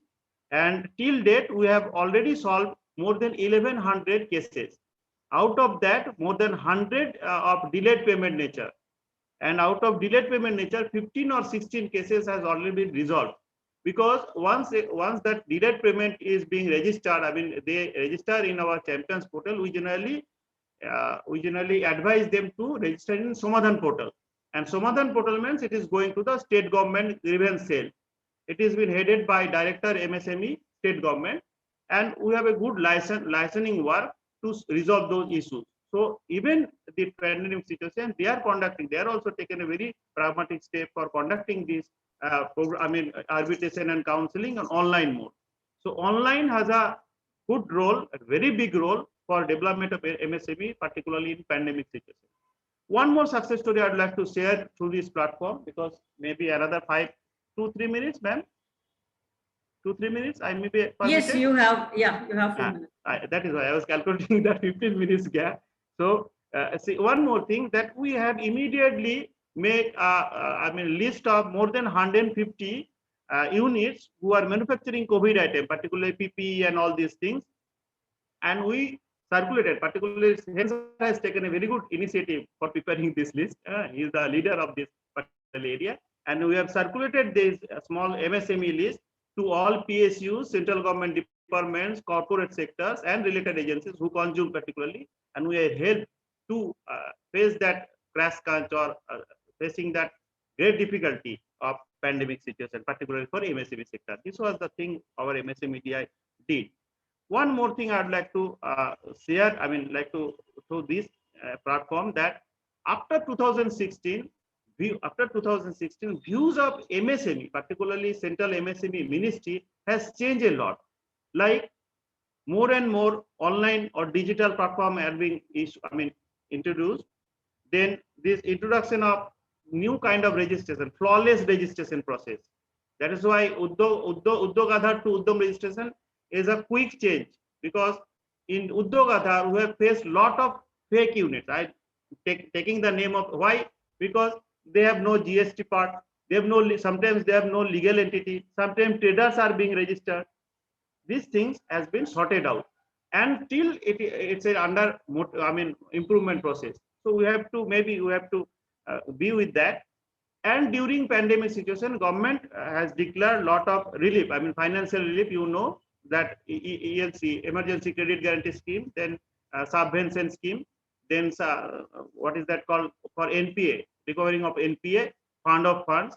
So those things are not, I'm not claiming that 100% in place, but it is to some extent giving a relief or fillip to the MSME sector. This is the one more thing that central government has done.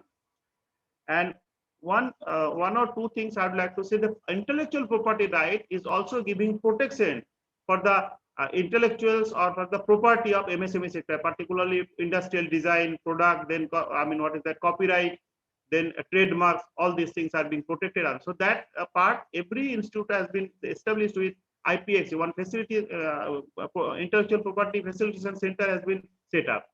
One more point: government has taken a serious step for introduction of entrepreneurship development cell, where entrepreneurs, budding entrepreneurs or existing entrepreneurs can be given handholding support, rendering day-to-day consultancy for to resolve their issues. Of course, Champions Portal is doing that thing, but even they require more, detailed consultancy. They can visit entrepreneurship development cell.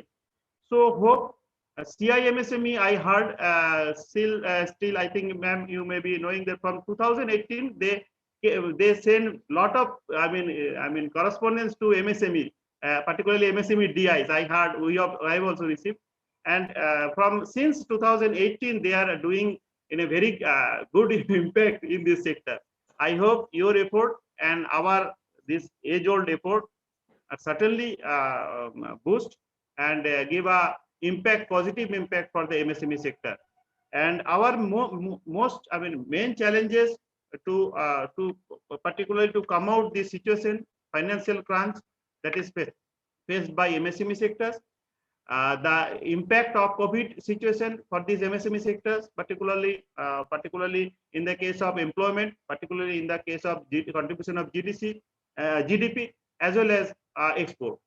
So one more thing I'd like to just mention, if I am permitted, since Mr. Sen told that we conduct vendor development program. Yesterday only we have conducted one vendor development program with GRIHA, where they have given 5 years plan for indigenization.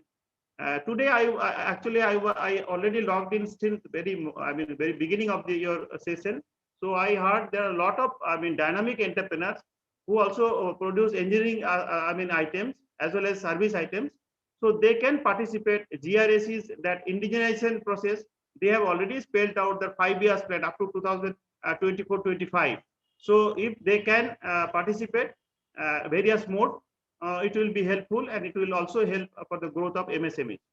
So these are few points. These are very practical points I'd like to share with you. Hope CIMSME will conduct lot of programs like this, and particularly in the state of West Bengal, and to help out the MSME sectors. Of course, MSME sector has a lot of scope in the area of innovation, incubation, creativity. 2-3 things have been more introduced after 2018-19.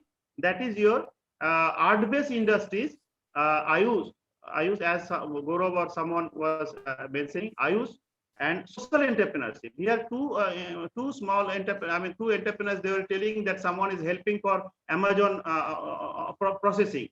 So she is also doing the social entrepreneurship. So social enterprise or social entrepreneurs is a new concept. So these areas, MSME has broadened actually, and very recently, some trading part is also being incorporated into MSME activity. Hope this positive attitude of our ministry and our field office work will certainly help the MSME sector. And thank you, ma'am, for giving me a chance, my department a chance. Our director, K.D. Bhattacharya, because of his preoccupation, he couldn't attend, but hope we both the officer has contributed to our level best to provide necessary feedback for this platform. This is a very high level of platform. Thank you very much. Thank you so much, sir. That was really, really inspiring, and your kind words really encourages us to keep doing the good work. And thank you so much for all the support you have been offering. I hope our entrepreneurs are hearing this. And I think this is a great positive beginning. Let's keep connecting, and let's keep doing the great work. So I think now it's time to start the knowledge series sessions. And to begin the session, we have with us Dr. Ayub joining us in place of Dr. Abhay Sinha. Dr. Ayub is the Deputy Director, Services Export Promotion Council. He is going to tell us more about services export going global. Thank you so much, sir, for joining us today. Over to you. Thank you, Ms. Aparna. Thank you, Mr. Santosh ji. And I would like to thank CIMSME, NSE, TITT, Cybersecurity Center for Excellence, FSII, all the partners who have joined hand to organize this event. This is a very important event. Our DG, Dr. Abhay Kumar Sinha, was supposed to speak on this session, but in the last minutes, he has got some issues. So he asked me to represent SEPC in the event. We didn't want to miss the opportunity to be here in the platform and introduce ourselves and speak on the session. Services Export Promotion Council is one of the council which is actually set up by the Ministry of Commerce. So Ministry of Commerce has many export promotion councils to promote exports, Indian exports into the international market. For different sectors, they have export promotion council. So for the services, we are the only export promotion council. And services are very important. Obviously, services is something which is not talked about much in terms of the exports. If you look at the media coverage, if you look at the ministry's attention, services is something which is mostly ignored by the media and by the agents, ministries, the government. Whereas if you look at the data, 40% of India's exports is from the services sector. In the year 2020-21, the latest data which is available, we exported $206 billion of services from India. And the best part of the services export is that we have always been into trade surplus. India has always been struggling with the trade deficit in the merchandise trade, but services is the sector which has always earned trade surplus. We earned $80 billion of trade surplus in the year 2020-21, and the trade deficit of the merchandise trade was around $106 billion. So we almost covered the merchandise trade deficit with services exports. And another important thing about the services trade is the fact that a lot of MSMEs are involved into services exports. As per some of the estimates, around 90% of the services exports are by the MSMEs. which is a huge share, 90%. And even at SCPC in our organization, majority of our members, we have around 6,000 plus members. Majority of our members are MSMEs. Because in the services sector, we do based on the new definition that you have for the MSMEs, you do not require too much of the investment and the turnover to become too much investment to become an exporter or the services provider. So you obviously fall into the category of the MSME. So now the question is what we do basically at SCPC. We do a lot of activities. We are a kind of we are set up by the Ministry of Commerce, but we are a kind of bridge between the industry and the ministry. We are a nodal agency between the services industry and the ministry. The main objective of SCPC is to promote exports from India through a lot of activities, and also to help the government in international negotiations. So when there is any FTA happening, any negotiation happening, any joint action committee is formed, SCPC's role is to provide, to consult the industry, to collect information, the challenges, the issues which are being faced by the industry members, and make an analysis and then submit recommendations to the ministry. So this is one of our job. And then we also organize events like buyer-seller meets. There is a huge event, a global exhibition on services, GES, that we organize every year. So a lot of international buyers come and participate in that event. So we kind of provide a platform for the Indian MSME services providers to showcase their services to the international buyers and sign MOUs and start businesses with the international. So we help small MSMEs and the small businesses to go global through our events. And then we come up every month with a newsletter called India Solves. It's a monthly newsletter. So in that we cover different sectors, different services sectors. We provide international market information, the regulatory issues which are being faced, the Indian status, the status of Indian exports into the international market, different market updates, what is happening in the international market, what is the demand, where the supply is going, who are the big players, where can we survive, what are the prices being charged, how competitive we are in the international market. I mean, a lot of trade intelligence information we provide in the India Solves. And we also provide information related to the government notifications which are coming, schemes related updates, any new notification that comes for the services sector specifically, we try to cover it and under India Solves. And we also have a portal for the healthcare services, and we are developing an overall services portal where the Indian MSMEs or the Indian exporters can make their profile and connect with the international clients or the buyers or the different stakeholders. So that portal is going to be launched very soon with the name of India Solves. That is for all the services. And then we also have a healthcare service which was already there, but we are trying to modify it, making it more state of the art. So with the help of the portal we support, and we raise industry's demand to the ministry, telling them that, look, these are the issues which are being, especially in the pandemic, these are the issues which are being faced by the industry, and we need your support. We need support from the government. So there is one scheme, a services export from India scheme.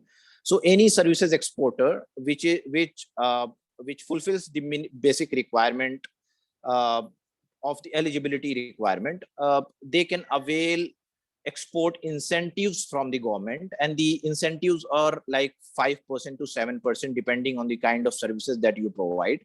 So that is available in the appendix 3D of the scheme.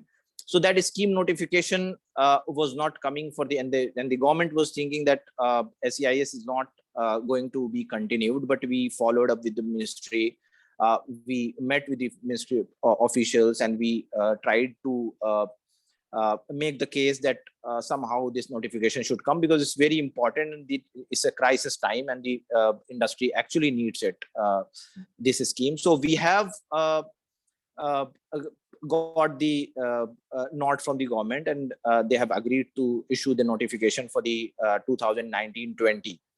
So we are going to get this notification. So any issues and challenges which are being faced by the services exporter in claiming that scheme also can connect with the SEPC. So there are many other benefits that SEPC provides to its exporters, to its members.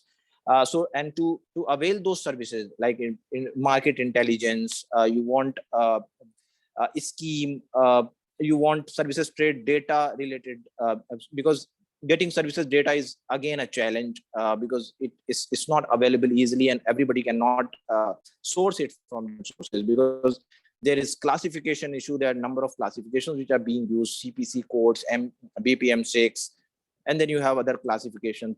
Within CPC, you have different versions. So at SEPC, we are doing a lot of mapping of the data, and we are trying to collect data to make it usable, to make it in the form of usable data where exporters can actually understand the market. So we are providing that data also in the India serves, and on the request basis also we provide this data based on the availability. So and also to avail the services, to avail the scheme of SEIS, which I just spoke about, you have to become member of the SEPC. You need to have RCMC. So if you take membership, it's not just about the RCMC for the scheme. We also provide a lot of services. Some of the services I already explained. We also have a lot of services. So the members can avail those services, and SEPC is always on the front foot to support the exporters to industry, to support the industry. We are actually, in current times, we are actually trying to change that perception, because the kind of attention that services export deserve, we have a lot of contribution in the GDP. We contribute a lot in the employment. We have 40% share in the exports, but we do not get the kind of attention that is required. So we are just trying to change that perception in the media and the ministry, and we are doing a lot of activities related to that. And we are trying to make the government and the people aware. One more problem which is happening is the services export is a kind of complicated thing, which if the situation has become such that even the exporters do not understand that they are exporters. Like, for example, a hotel which is offering the accommodation services to a foreigner becomes a services exporter, because he is providing service, he is getting the foreign exchange, and he is offering services to a foreigner. So he becomes a services exporter. So the hotel people would not even know that they are exporting, but they are actually exporting. So services exports happens under different modes, which are called mode 1, mode 2, mode 3, mode 4. So mode 1 is cross-border supply, where you offer services from one country to another country, being in the country. Like, for example, IT services. You are sitting in Gurgaon or Noida or Bangalore, and you are offering services to US or UK. So that is called cross-border supply. And then you have consumption abroad. Consumption abroad, to avail the services, you go to another country, you cross the border, you go to another country, and you consume services there. This all medical value travel, the students who are coming, the tourists who are coming, they fall under the category of mode 2. And then you have mode 3, where your commercial presence, which is called. So your companies go abroad, like Indian institutions going abroad offering education, or Indian hospitals establishing their branch in the international market and offering services. That comes under the mode 3. And then you have mode 4, where which is called movement of natural person, where people go from one country to another country to offer services individually. So like an Indian doctor going and offering services, an Indian labor going abroad offering services, or maybe an Indian engineer going abroad and offering services. This comes under mode 4. So the foreign remittances which comes from abroad also becomes part of the services export. So we need to make people aware of that they are actually services exporters. They need to understand the nature of all the services supply which is happening. And we also need to change the perception of the media and the ministry and the research organization and the other stakeholders, Their services is important for India. They bring in a lot of trade surplus. They generate a lot of employment, and they have the capacity and the potential to take India forward in terms of the exports. I think this is what I wanted to express. Thank you so much for giving us time. And if there is any question, obviously, I is most Thank welcome. you so Thank much, you so much. Dr. Ayub. That was really, really inspiring session. We don't have time as of now for questions. Thank you so much for closing right on time. So Thank we you. have with Thank you us so much. Dr. Sriram Biridavulu, CEO, Cybersecurity Center of Excellence, Hyderabad, to tell us more about cybersecurity for your growth enterprises. Thank you so much, sir, for joining us today. Over to you. Dr. Sriram.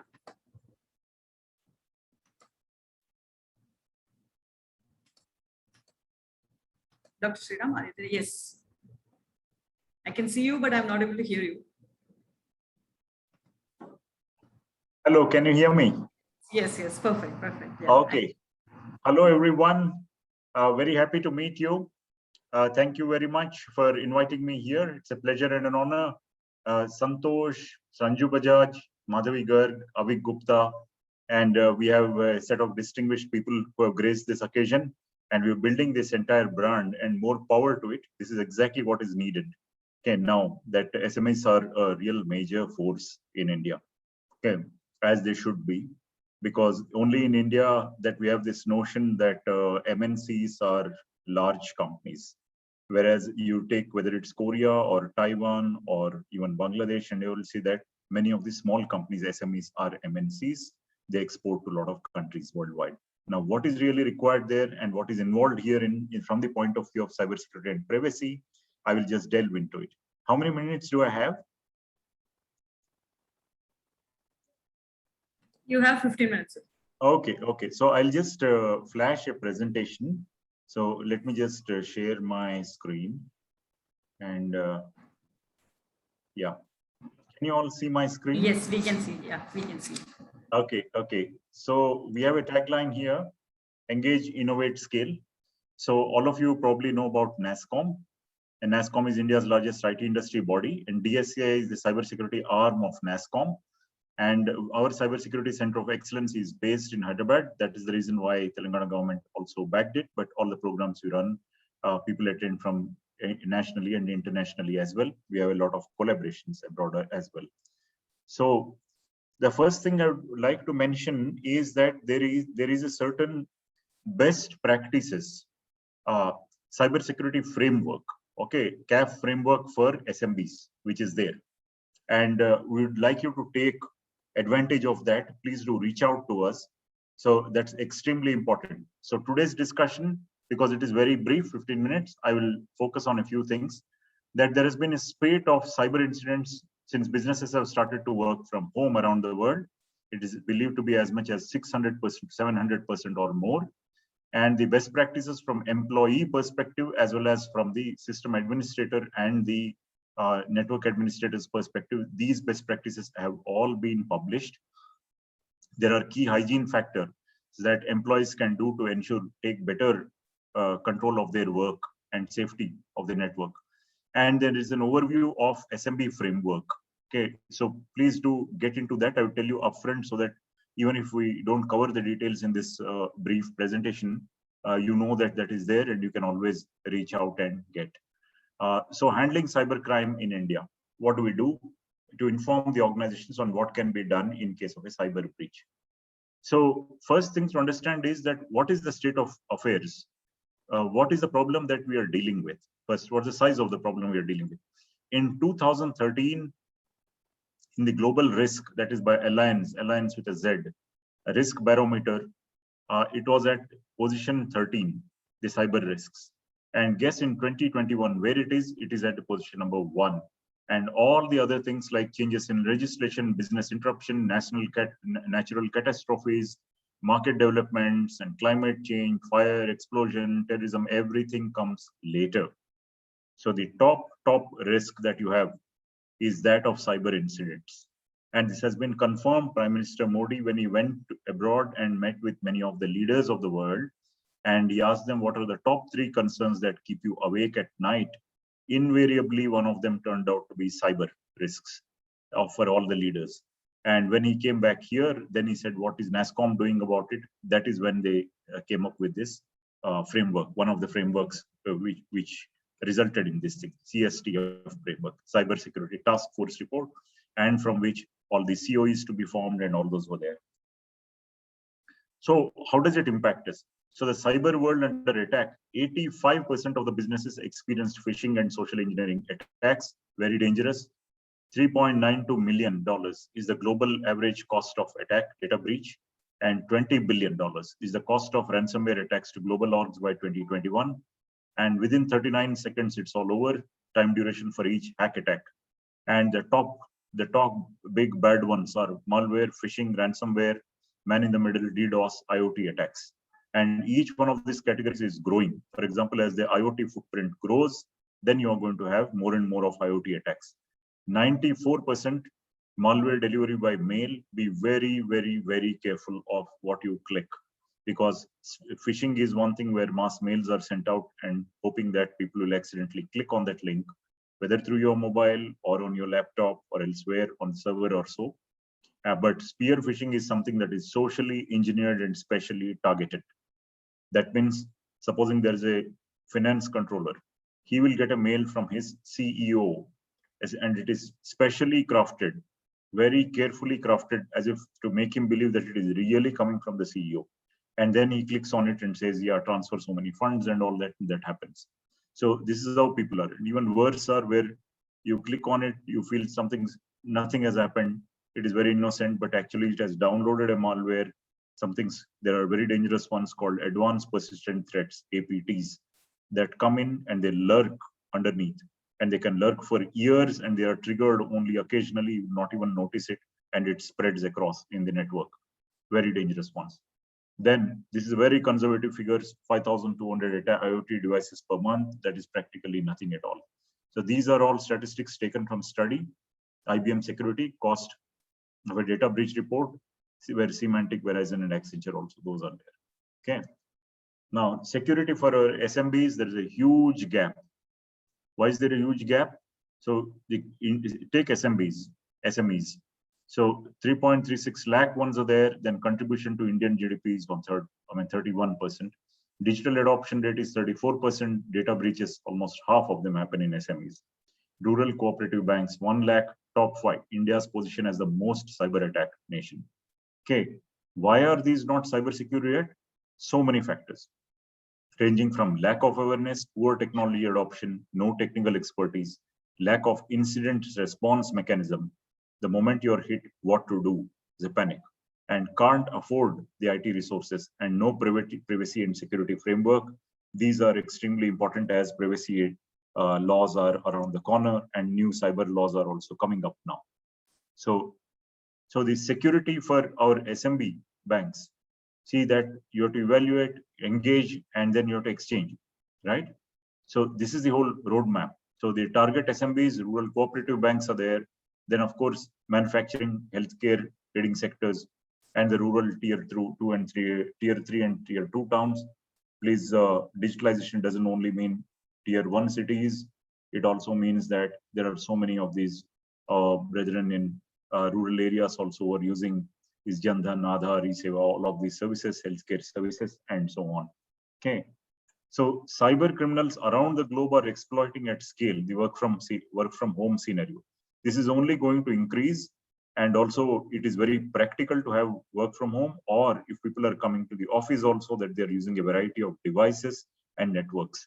So more time online leads to more risky behavior, and then heightened dependency on digital infrastructure, because you're dependent on it for a variety of services, right from social media apps that you're using for business, as well as emails, and also your databases are there, which may be on cloud or which may be on-prem, and so on. And with IoT and all, this is only increasing.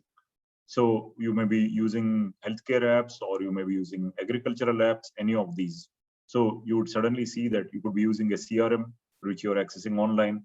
All of these things, which will certainly increase digital dependence and also increase the cyber risks, which you need to take care of or address. So according to Europe's Europol report published, the impact of COVID-19 has been most visible and striking compared to all other criminal activities. This is going through the roof. Other criminal activities obviously have gone down because there is lockdown and work from home.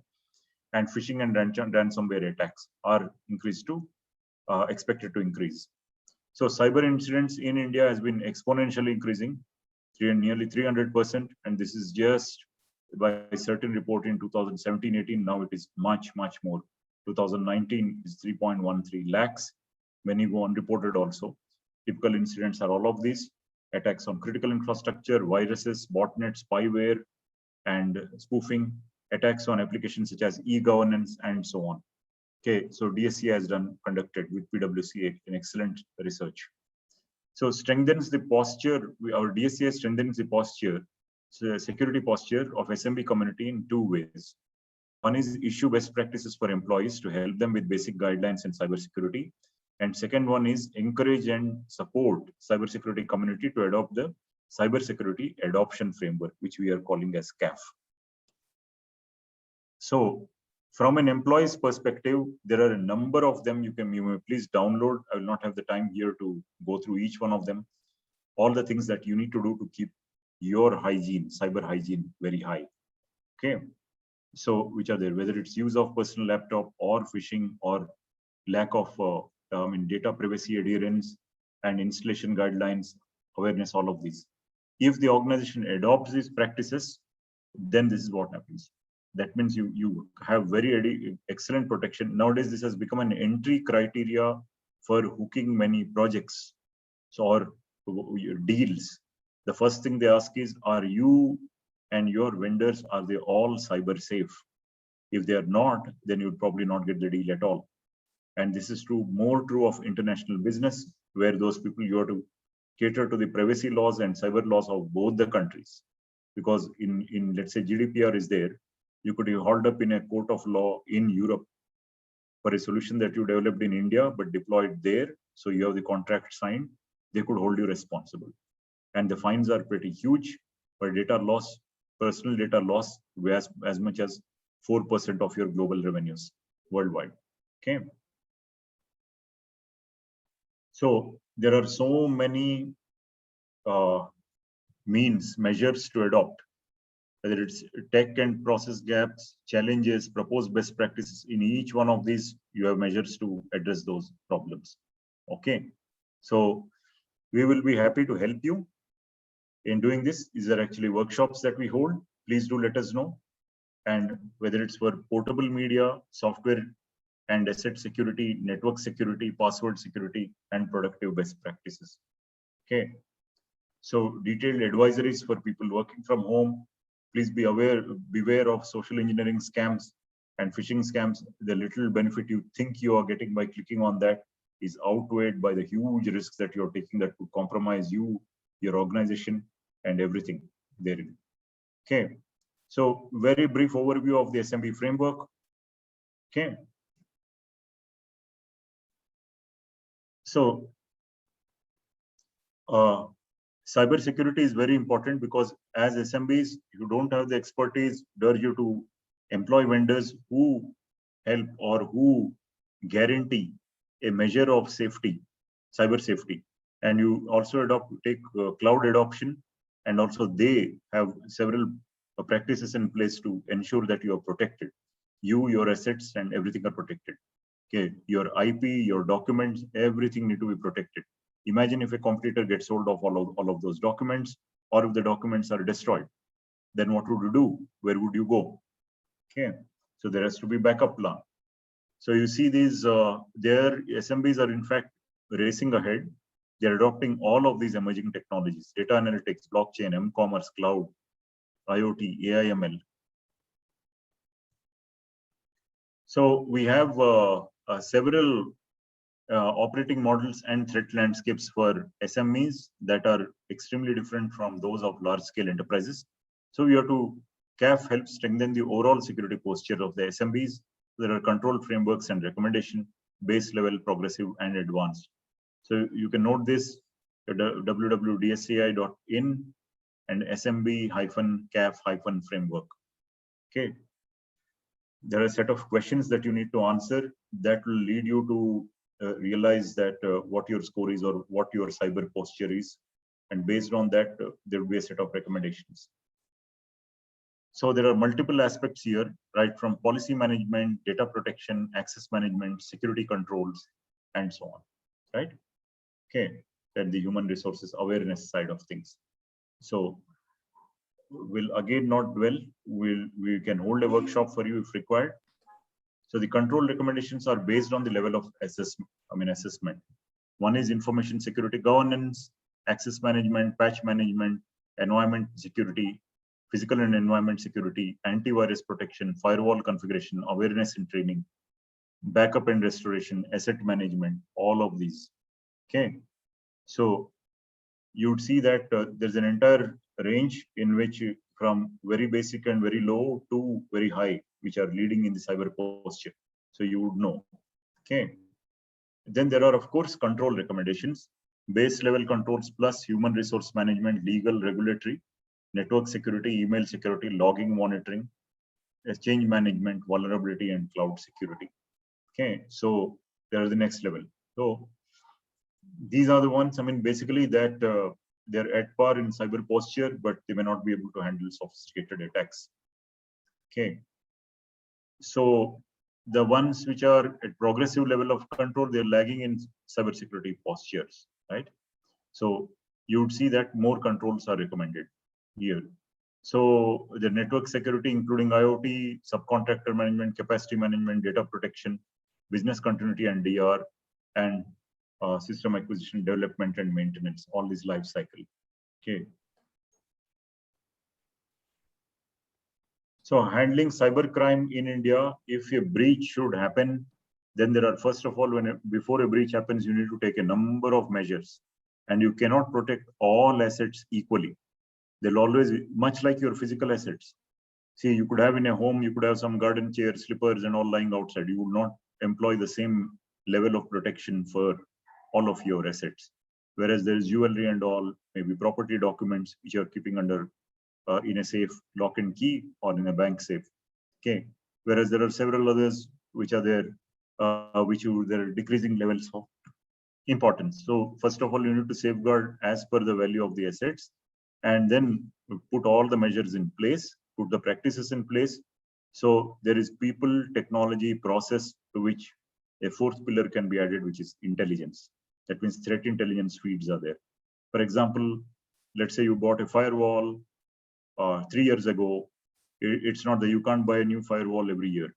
So what that firewall does is it connects to a threat intel database and updates itself. So how well it is doing that and all that is part of your entire gamut of cyber posture. So should a breach happen, then there are many ways in which an organization can proceed. First thing is report the incident to certain. You need to do that. You absolutely must have that. Then engage the law enforcement agency. So you need to know how to be being prepared. Chance favors the prepared mind. So probably they can do immediately. They can do things. Okay, they can swing into action and maybe even apprehend the criminals, maybe return you or get your money back and all that. So remember, in cyber world, it is highly unlikely that you'll get your money back, but there is always a chance that you can try. So, but at least you reported, you learned it, and tomorrow, let's say your data is lost and there are ramifications, people have misused fake identities, the law enforcement authorities get to know of it. One of the first things they'll ask is, what measures did you take? Secondly, did you report the breach to us? Okay, so always important to report the breach. LEA is law enforcement agencies, you will need to report the breach. So then working with we are reaching the time, so yeah. So what I will do is I will have last 2 slides. Okay, so this is basically, we can provide you with notes. Those who are interested, we can guide you better. Please do reach out to us. So the ID is marketing.ccoe@dsci.in. You can also contact me, sriram.b@dsci.in. And our website is there, ccoe.dsci.in. Please do reach out there. And this is an important thing with rampant digitalization. This is the thing that comes with the territory. Please do not take it lightly. So you will really benefit. It becomes a great selling point for you, in fact, when you adopt this cyber posture properly. Okay. Thank you so much, sir. It was Okay, so it's a really eye-opening session. I'm sure that our audience would really have benefited from the session. Then they will take care, and surely I think they will contact you. Any questions they may mind. Thank you so much for joining us and giving us such a wonderful session. Always a pleasure listening to you. Thank you. Thank you, sir. Thank you very much. Right. Now we have with us Mr. Gagan D. Kechira, Manager South GRIHA, to talk to us about understanding green initiatives for sustainable business. Over to you, Mr. Gagan. Thank you, Ms. Aparna. I hope I'm audible. Yes. Perfect. Great. So let me just thank CMSME, Mr. Santosh, Anju ma'am, for giving us this opportunity to collaborate with CMSME. It's indeed a very prestigious offering that you've done with us, and the collaboration. I hope it takes up and we are able to proceed as quickly as you are able to build a network. Let me very quickly share my screen. I have a small presentation that I would like to share with all the participants. Yes. All right. So okay, I think my screen must be visible to all of you. So yes. Basically, in this short 15 minutes, of course, it's too short a time for us to talk all about sustainability. But then let me just try and give you as much information as I can. Now, before understanding what sustainability is, GRIHA basically stands for Green Rating for Integrated Habitat Assessment. We are a green rating body. With that, let's talk about sustainability. What do we mean when we use the word sustainability? The general definition is that sustainability focuses on meeting our needs of the present, so what we have now, without compromising what is going to happen to the future generation.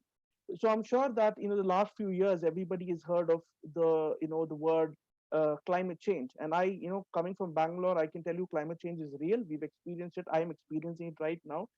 We have droughts, we have rains, unprecedented rains, we have spike in the temperature, we have drop down in the temperature, all these. And all this is because of us not being sustainable over the years.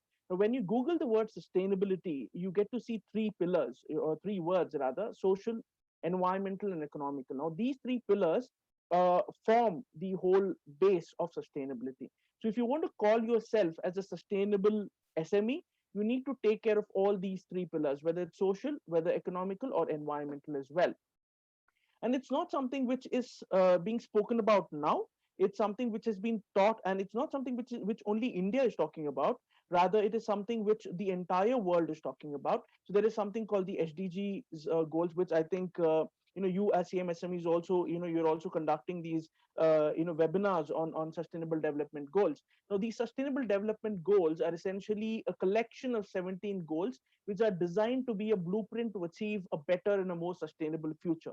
And if you can just recollect what I said in the previous slide: social, economical, and environmental. If you look at the 17 sustainable development goals, we're not only talking about saving energy or saving water, but we're talking about no poverty, we're talking about no hunger, we're talking about forming good partnerships, we're talking about reducing inequality. We're also talking about gender equality, we're talking about quality education. At the same time, we're also talking about affordable and clean energy. We're talking about climate action as well. So these 17 goals is something which we as an organization are working towards, but from a building perspective.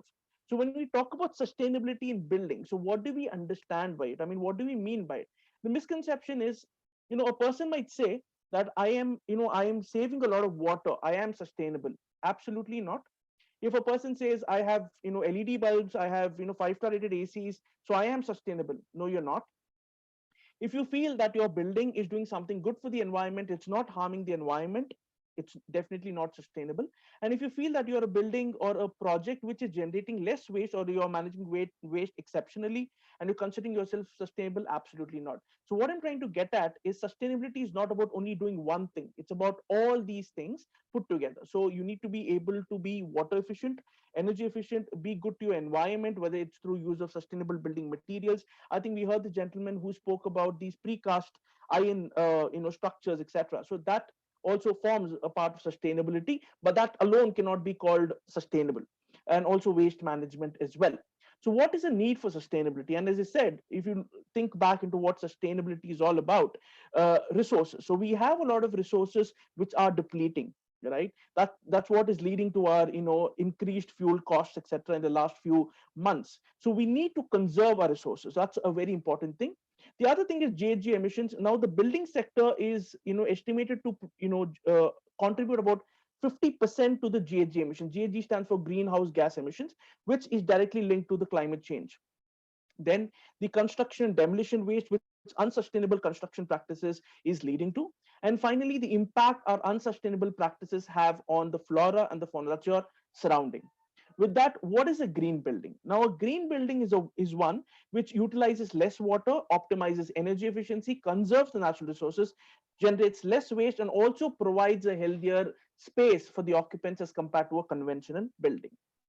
So this is a building which basically is going to be able to do all these three benefits. So environmentally, if you're going to be saving on the resources, that is energy and water. And economically, if you're able to save energy, your electricity bills are obviously going to be a lot less. Your water bills are going to be a lot less. Socially and also economically, it's going to lead to a lot of job creations as well over the years. And socially, people who work or live out of these buildings are, their cognitive scores, seems to have increased drastically. That's what the studies say. So these are the benefits of green building. A few things about GRIHA. As I said, GRIHA is Green Rating for Integrated Habitat Assessment. It is an organization which was formed back in the year 2005. It is nothing but a tool to facilitate the design, the construction and operation of a building, and in turn measure how sustainable or how green your particular building is. Now, this particular organization was adopted by the Ministry of New and Renewable Energy back in the year 2007, and the rating itself was developed by the Energy and Resources Institute, which is also known as TERI. And the formula by which we function is what gets measured gets managed. So if you know how much you are consuming, you'll be able to make drastic changes so that you can reduce your consumption. The first green building in India was the CII building in Hyderabad. Now this building was rated the LEED Platinum rating in 2001, and the green consultant at that point of time was TERI. Now, LEED was a rating from the United States Green Building Council. Therefore, TERI felt that we need something which is indigenous, which suits our climatic conditions, but also takes into consideration our norms, our policies, our climatic conditions, etc. And therefore, we released TERI GRIHA in 2005. As I mentioned, it was adopted by MNRE back in the year 2007.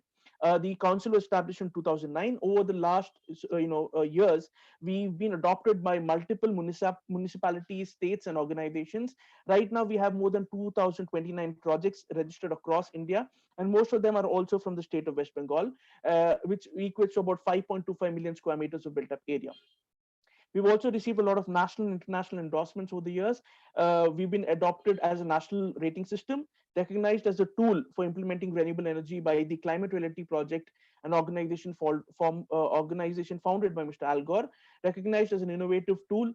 The UNEP Sustainable Building and Construction Initiative also developed the common carbon metrics based on our data.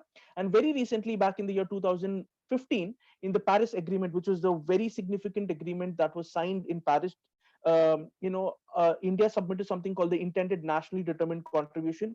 This was a set of contribution that India would do as a country to mitigate climate change. In this, GRIHA has been recognized as the only Indian-owned rating system, which will be a part of mitigating the climate change strategy climate change in India.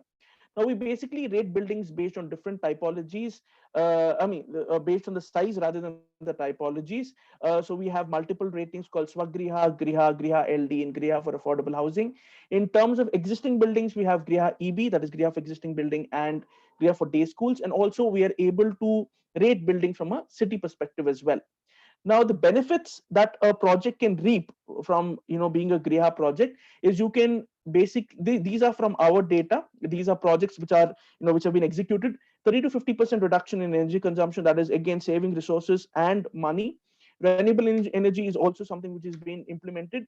40 to 65 reduction in water consumption, ensures safety and health conditions of the construction workers.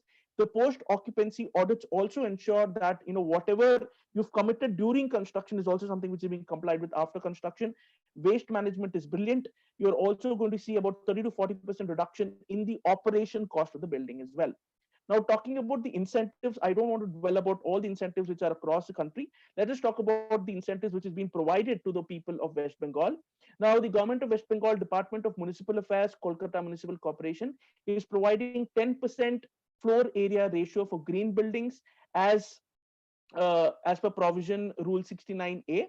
For any building which has been rated by GRIHA at least 4-star and above.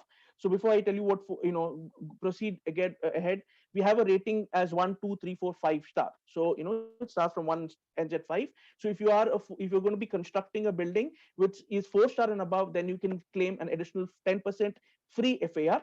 Similarly, Government of West Bengal New Kolkata Development Authority has also offered 10% free FAR to those buildings which are at least 4-star rated and above. Now, this is an industry which is not going to go anywhere because climate change is real and climate change is happening. There's a huge job potential in the industry as well. This is our website, www.grihaindia.org. You can get all the information that I mentioned on the website.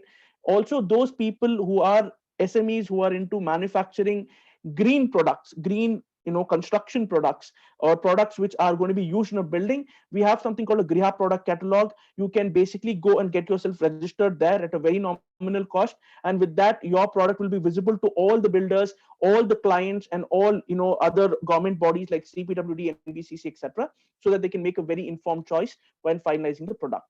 We are on social media. You can follow us on LinkedIn, Twitter, Facebook, YouTube, and Instagram as well. And with that, I would like to end my presentation. My email address is on your screen, gagan.kechir@grihaindia.org. You can drop an email to info@griha.india.org if you have any questions. Thank you so much. Thank you so much, Mr. Gagan. That was an eye-opening session, and let's hope our collaboration with GRIHA inspires people to take small steps towards sustainability. Definitely. Working towards creating a better world for our future generations. Thank you so much for joining us. Now we have with us Ms. Reema Sani Madreta, Project Manager, i-TTO, FITT, to talk about IP strategizing during COVID-19. Over to you, Reema. Thank you so much, Aparna. Sorry, due to bandwidth, my camera is switched off. So good evening, everyone. Hope everyone is keeping safe and healthy. Thank you, CI, MSME, Ms. Aparna, Mr. Santoshji, for giving me this opportunity. Today, I'm speaking about strategizing IP during COVID. During this pandemic, it is more important than ever for startups, SMEs to have good IP strategy for their IP protection. Be aware of common pitfalls of strategies opted by others and take proactive steps to adopt best practices to survive and contribute towards innovative ecosystem. First of all, I would like to walk you through different types of IPs: patents, trademarks, industrial designs, and copyrights. Patents protect the functional technical aspects of an invention and provide the owner with the legal right to prevent others from making, using, selling, and importing that invention for a limited period of time. Whereas trademark is registered for unique name, it can be word mark, logo, combination of both, smell mark, etc., which can be used in any business venture and help startup and SMEs in creating brand value for their business. Aesthetic feature of technology, it can be protected under industrial design. And likewise, you can protect software code, manual associated with your technology under another type of IP, which is copyright. Good IP strategy, it is the backbone of any business venture from the initial stages of innovation. An IP strategy It is a plan that is created to align with your business goals. You can do so by obtaining IP rights for your technology and by leveraging existing IP assets in order to gain a competitive edge in the market and drive sustainable growth. You can take the help from IP professional for formulation of IP strategy. They will perform patentability assessment or novelty search for your technology and let you know if it is novel, have inventive step and industrial applicability, and most important, if the invention is patentable subject matter as per Indian Patent Act 1970. If your invention is not patentable, then they can guide you how you can work upon it and make it patentable. They recommend you the gap areas in the domain of your invention on which you can work upon and file patent application for the same.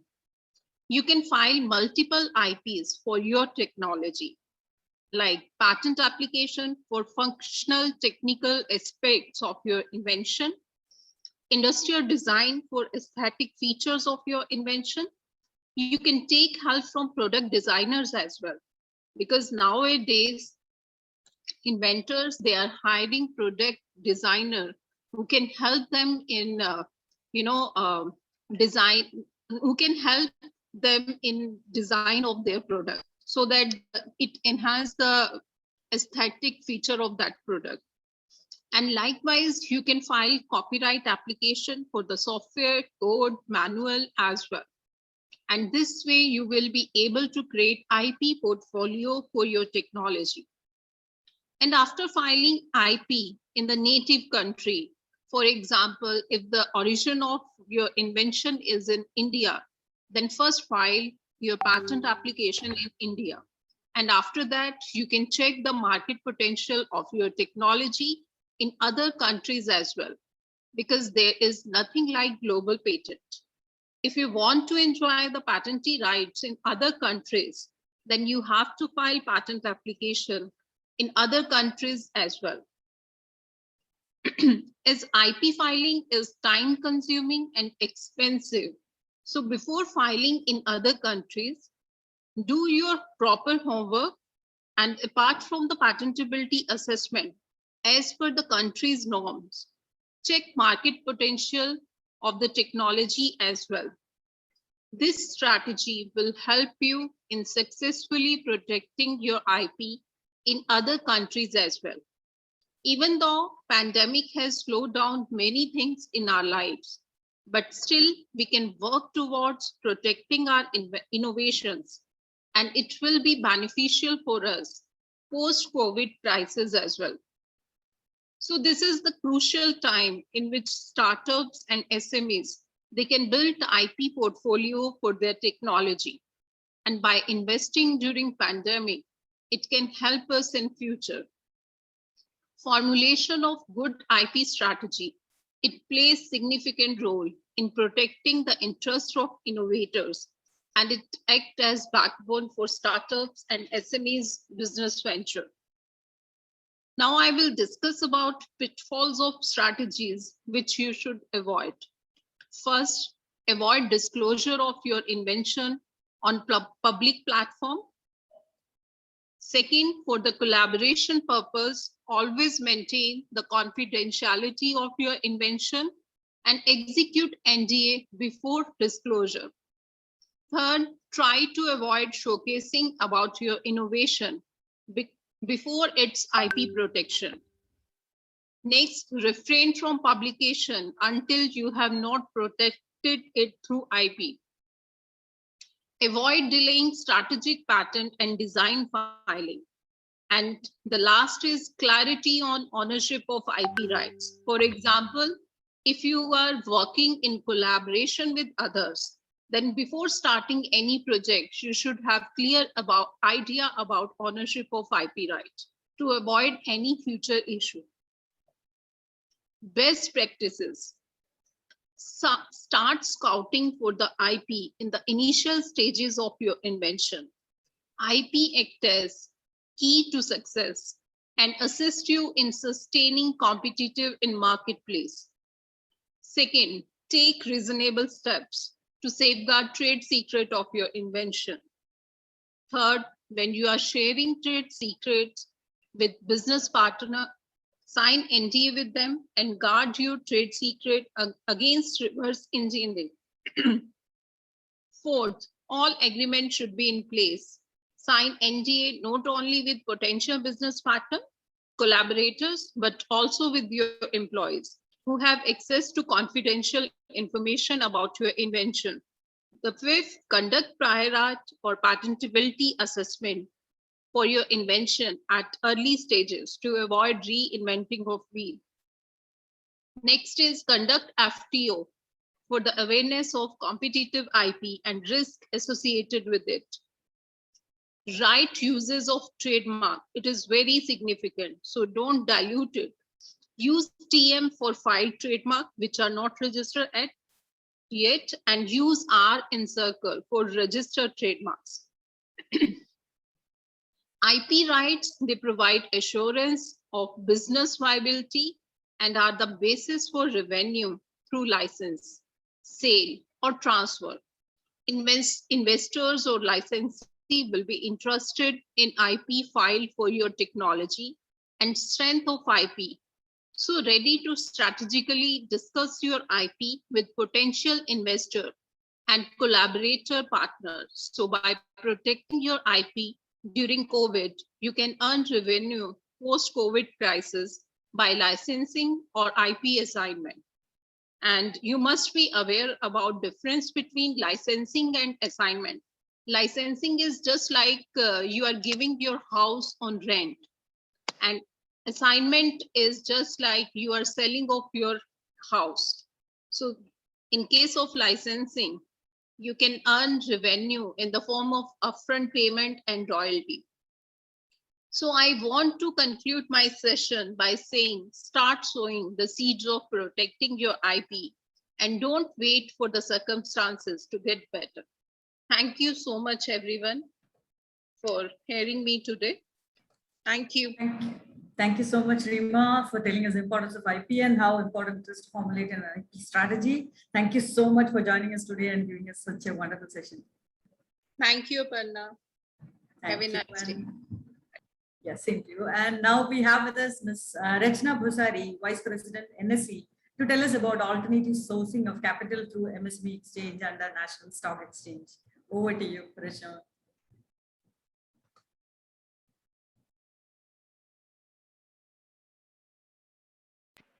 Good evening, Aparna. Good evening, Aparna. Good evening. I can hear you, but I'm not able to see you. Yeah. Yes. Yeah. Good evening to you. Am I audible?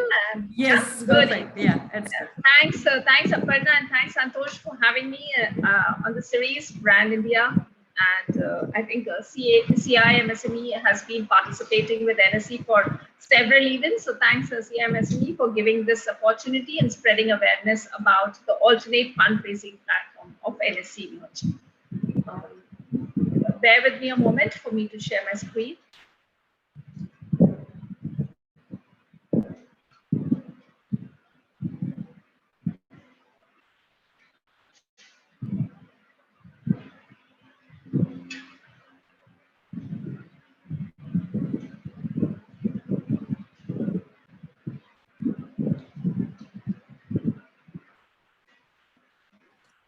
Yes, we can see.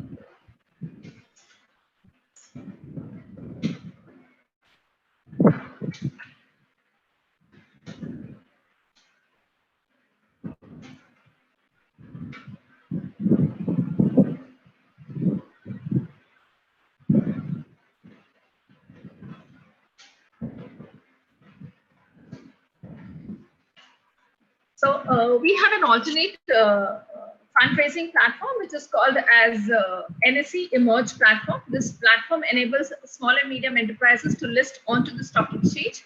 And this was started in 2012, regulated by SEBI, and it operates under a separate segment in NSE So while you can trade your normal stocks under the series EQ on the NSE segment, for SME segment, the symbol or the series is SM. So that's traded as a separate segment on NSE. And while this platform is being designed, a conscious effort was taken by the regulators to ensure that we use the current ecosystem, and along with that, we encourage the SMEs to have a separate trading platform with some kind of relaxations for them. So the trading terminals, the merchant bankers, all which were existing in this ecosystem were designed and made available right from day one on the SME platform. So there were no separate requirements for them, but separate requirements were put in place for the companies to come and list themselves onto the stock exchange. So while I talk to you, let's understand that from 2012 onwards, how the journey of this platform has been. And we've seen more than 200 companies getting listed on this platform. These companies have raised more than 3,300 crores of funds, and around 70 companies have got migrated onto the main board of NSE after listing onto the Emerge platform of NSE. So most of the entrepreneurs have this confusion within their mindset as to what kind of a company should be an Emerge ready company. Am I big? Am I small? So this slide will try to show to you as to what kind of a company makes itself available on the Emerge platform. So if you are a growing company with a proven track record, a sustainability that has been demonstrated over a period of time, you are good to go and list yourself on the Emerge platform. And once you are on the Emerge platform and you're trading and you're listed and you're making use of the funds that have been available and growing into a larger company, then you are available onto the main board of NSE. So that's how the journey is on the Emerge platform. So who can list on NSE Emerge platform? The criteria are pretty simple.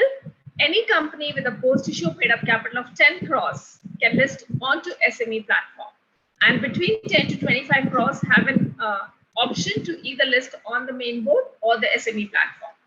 NSE has added several more eligibility criteria, which is about operational history of 3 years and a 2-year cash positive accruals and a positive net worth.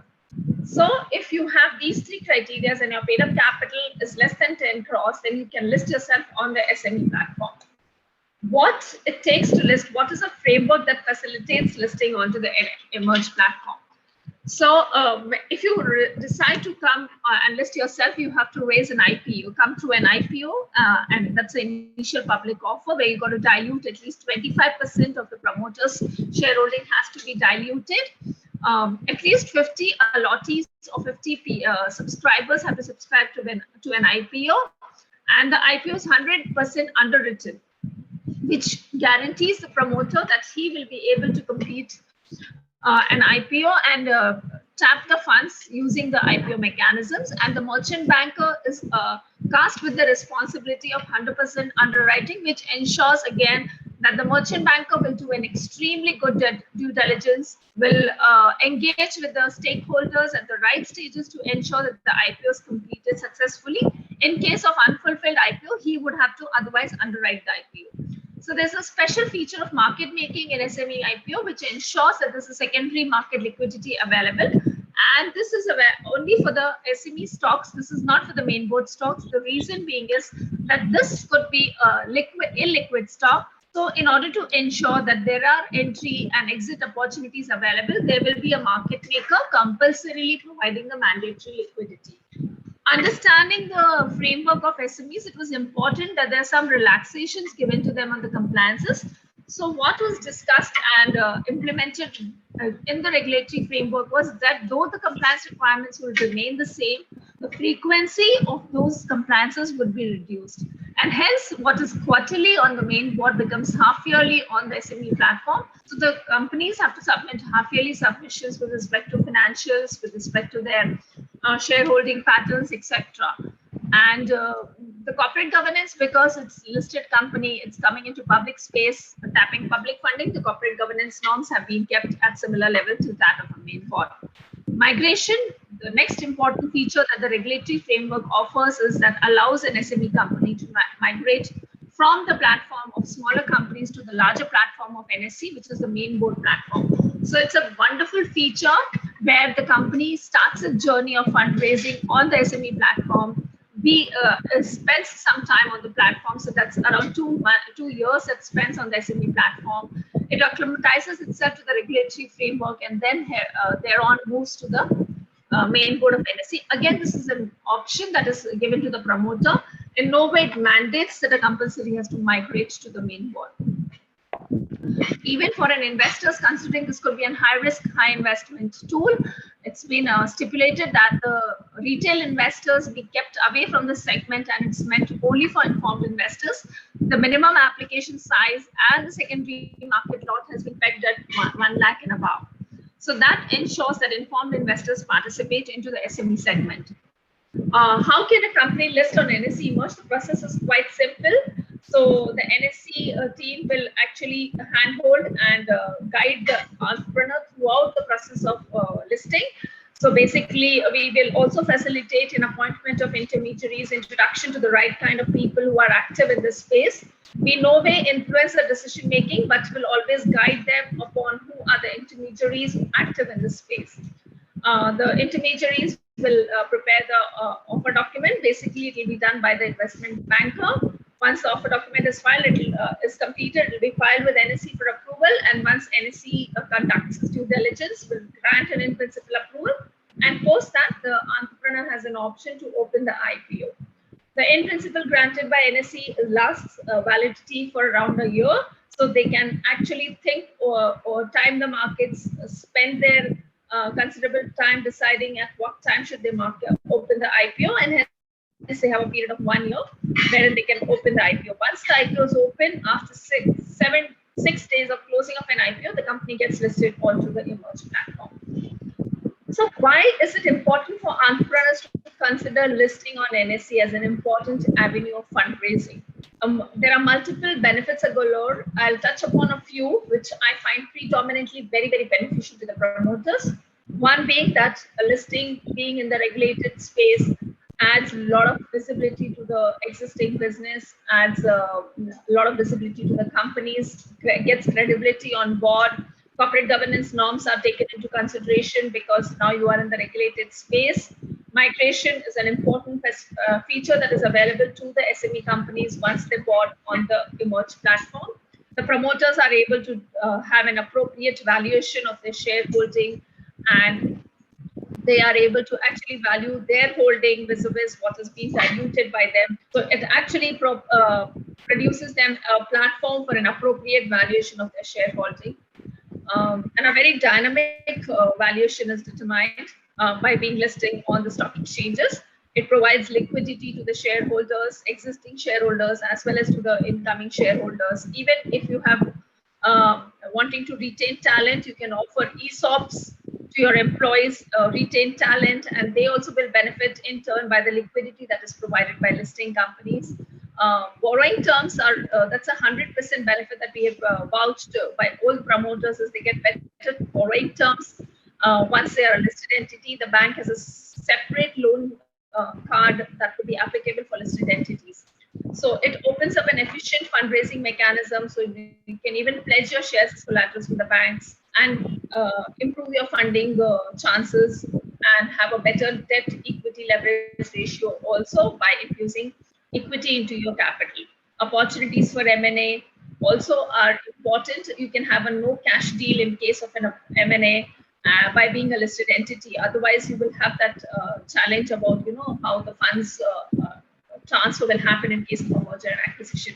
But here you can have an all stock deal, no cash deal, and you're good to go on your mergers and acquisitions. Access to wider capital, you can have a rights, you can have a bonus, you can have a preferential allotment. So multiple channels of funding mechanisms we can open to you. And once you have an equity infusion into your company, you are able to access higher debt, which again improves your overall liquidity into the business. Most of the intermediaries who are associated with the SMEs play an influential role in getting this awareness amongst the entrepreneurs and helping them walk this path of listing. And hence, we also feel that intermediaries should understand that this is going to be a good value proposition for their corporates as well as for them, because it will be a win-win situation, because intermediaries, that chartered accountants, the company secretaries, the various other intermediaries grow with the clients of a listed company. So hence it's important for them also to understand the value proposition that a listing brings to a company and how they can offer a wider bouquet of services by being an intermediary to a listed entity, and becomes a win-win situation to both the entrepreneur as well as to the intermediary. NSE, in its outreach to entrepreneurs to help them understand about this platform, conducts various initiative programs, and we have multiple tie-ups with the institutes, the Chartered Accountant Institute, the ICSI Institute, so that we are able to get the right people on board and explain to them the advantages of listing, and the entrepreneurs become more equipped to take this decision. So we tie up with industrial associations. One of them, we've been regularly doing programs into the CI MSME, which has helped us reach out to a large number of entrepreneurs across the length and breadth of the country. So it's an initiative at NSE to spread awareness as much as possible across the country, across the tier 2, tier 3 cities, so that the entrepreneurs are aware that at no point of time they should think that they are restricted to fundraising only to the bank and they don't have multiple opportunities. They should know about what are the alternate funding mechanisms, and hence we keep conducting various awareness sessions. We also work very closely with the state governments, with the central governments, to understand what we could do better, and how we can handhold the entrepreneurs through the state government schemes, through the central government schemes, and encourage entrepreneurs to list onto the SME platform. So that's a continuous endeavor on the part of NSE, and we're more than happy to take up any more suggestions on that about what we could do with government bodies to encourage entrepreneurs to understand and tap this alternate funding mechanisms.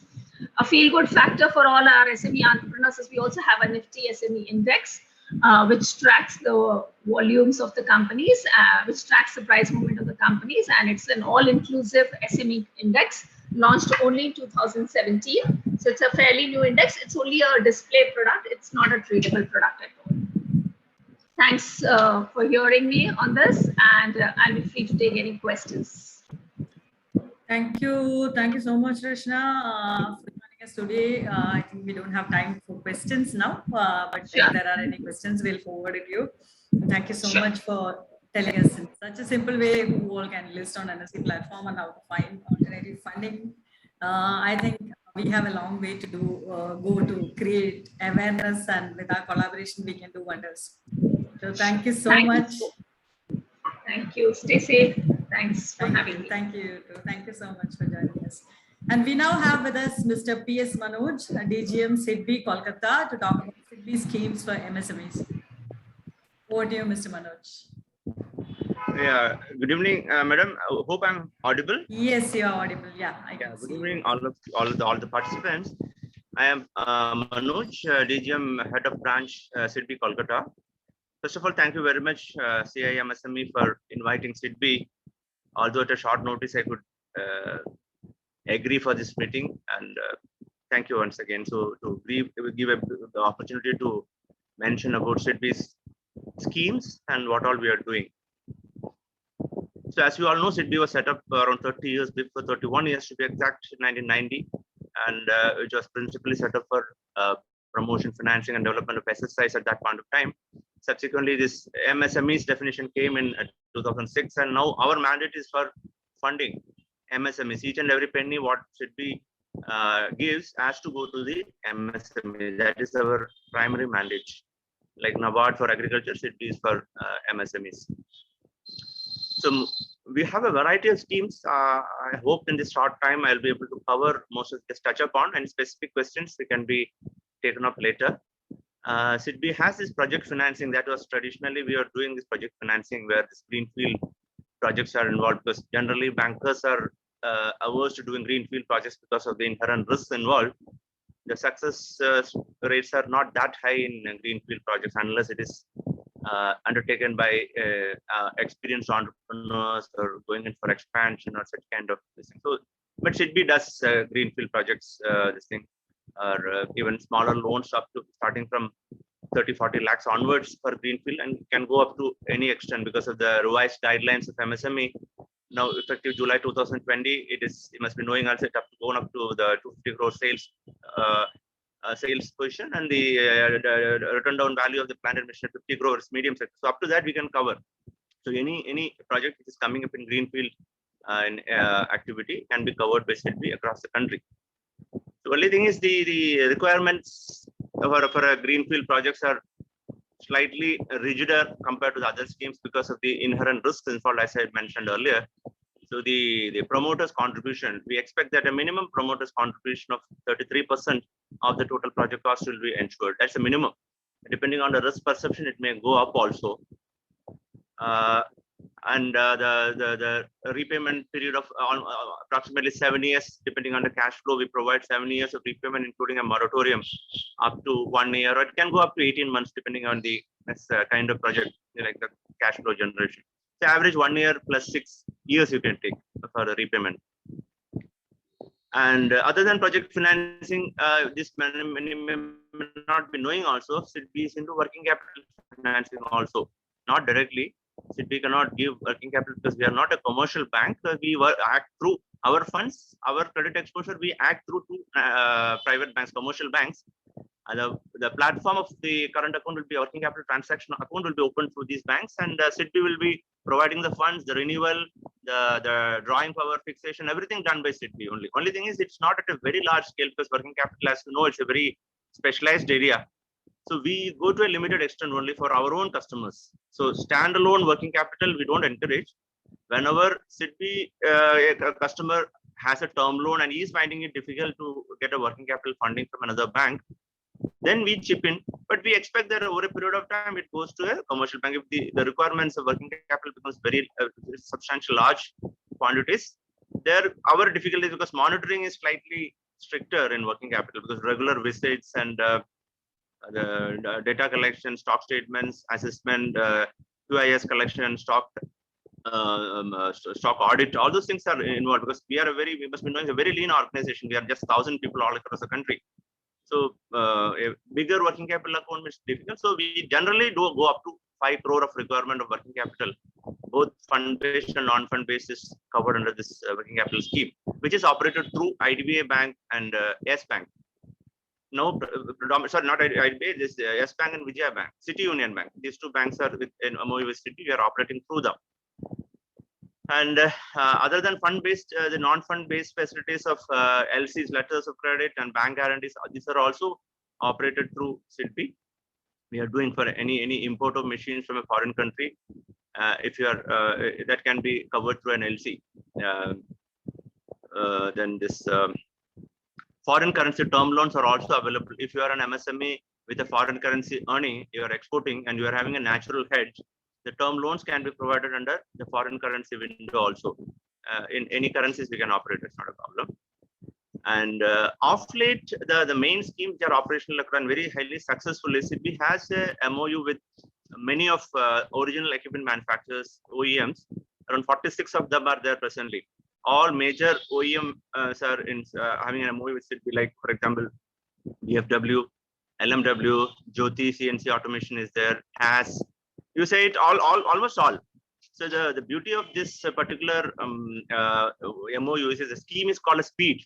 As the name indicates, the scheme is very fast. Within 10 days, the credit is delivered.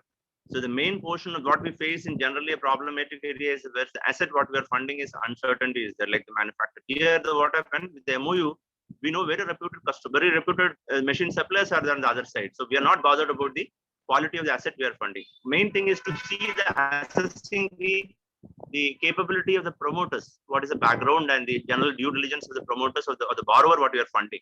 That is the most important area. So there we go through this particular scheme, and the scheme in brief is 100% of the machine cost is funded. For a new machine new borrower to SIDBI, up to 1 crore is covered under the scheme.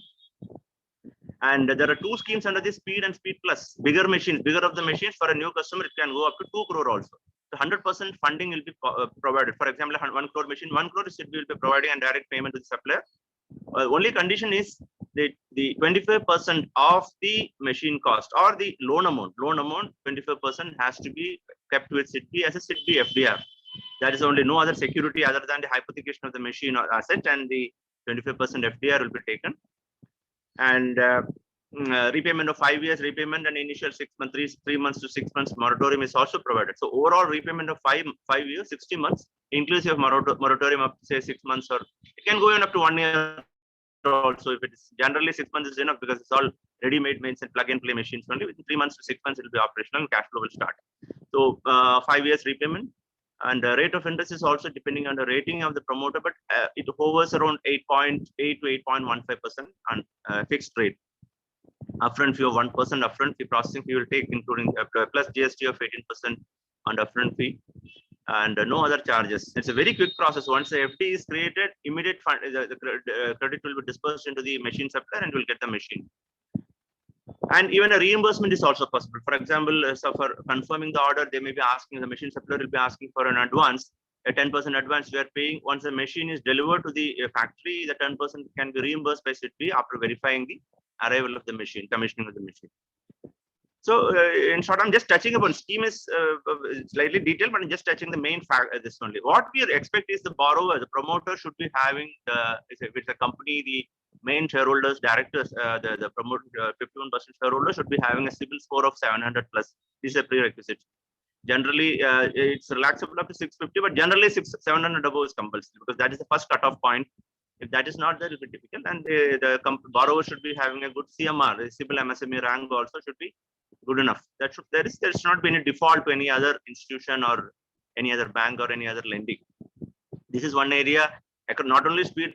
I'll request that all the borrowers all are aware, but please keep a tab of your repayments. Not only should it be any bank, any lenders going down the line. This is going to be the fundamental thing. The first step to cross will be the credit scores, the due diligence. What we see, if that is failed, it's very difficult to. Not difficult, it's impossible to get through. And like speed, I already mentioned. Another scheme is called, for example, these 46 OEMs I told already, 46 MOUs. If some entrepreneur wants to get a machine which is local, which is not covered by SIDBI, may not be that costly also. There also it is possible to be covered under a scheme called Pratham. That's a local machine also can be covered. Non-MOU machines also, a lesser known machine which is locally available and SIDBI doesn't have a tie-up, that also can be there. The only difference there is, I said 25% is the FD requirement for the speed scheme. Here the 25% will become 35% because the risk is more, because we don't know. SIDBI doesn't know about that machine supplier, because we have to do the due diligence, checking of the machine supplier, how is the credibility, the after sales service, how many they have funded so far, what's the track record, all those things has to be checked by us. So the requirement of FD will be slightly more. No other security other than that FD and the machine hypothesis. Another scheme which has been launched recently by SIDBI, that is after this second pandemic, is specifically to COVID-related this thing. Like for oxygen manufacturers, there's a scheme which has been launched known as SWAS. Oxygenators, any MSME which is manufacturing oxygen-related items can be covered under the scheme, SWAS. And similar scheme for any COVID-related fighting MSME, that is, we are manufacturing drugs, manufacturing some kind of COVID-related drugs, ventilators manufacturers, inhalation mask manufacturers, PPE kit manufacturers, anything related to COVID-19 fighting, MSMEs can be funded under the scheme called AROG. That scheme is called AROG. The oxygen manufacturing scheme is called SWAS. So both the schemes are almost similar only the difference is in the rates of interest. SWAS, the rate of interest is just 4.5% for a 3-year loan. It's 18 months to 36 months loan. It is just 4.5%. And if you are taking a 5-year loan, it will come to 5%, fixed rate 5%. 5 years repayment period is available. Under AROG, that 4.5 and 5.5 will become 5.5 and 6%. For a 36 months loan, it's 5.5%. And for a 5-year loan, you're taking will be 6%. And this can be used for, again, 100% funding is possible. If you are taking any equipment, machine, fixed asset you are taking, 100% of the machine cost can be funded under the schemes. Up to 2 crore per customer. Per borrower, 2 crore is the outer limit, depending on the repayment capacity and the present operations. The only requirement is they should be in existence and should be having last audited balance sheets. 2 audited balance sheets should be having a cash profit. This is a prerequisite for a new borrower which is coming under this scheme to SIDBI. An existing customer to SIDBI, that 2 cash profit will become only 1 year. Last 1 year cash profit, audited balance sheet is showing a cash profit. it can be covered under these schemes. The beauty of the scheme is there is no processing charges. Generally, we charge a processing charge of 0.5 to 1% of the sanctioned amount. Under these two schemes, there is no processing fee, and there is no prepayment charges. Also, I mentioned that it's a 5-year loan, but if somebody wants to repay within say 3 years, they approach the bank without any kind of prepayment foreclosure charges, it will be accepted. Here also I mentioned 100% funding is possible. The main requirement will be, again, the CIBIL scores of the promoter will be a criterion, and the due diligence of the machine supplier will be verifying what is the track record of the machine manufacturer. And SIDBI is operating the other scheme of, must be heard about this ECLGS, that is also operational of the government guaranteed for existing customers of the bank. This is applicable not only for SIDBI, any lender. Any borrower who is having an exposure with another lender, as on 29 February 2020 is the reference point. 20% of that is covered earlier. Now 10% more has been given under the scheme, and there is no security available because the government is fully guaranteeing this loan. So it can be used for any kind of bona fide business activities. It can be used. And similarly, SIDBIs for existing customers of SIDBI, we have also launched a scheme called Liquid. It is also the difference is there. There is no single reference point. We will see the last 1 year's maximum peak outstanding.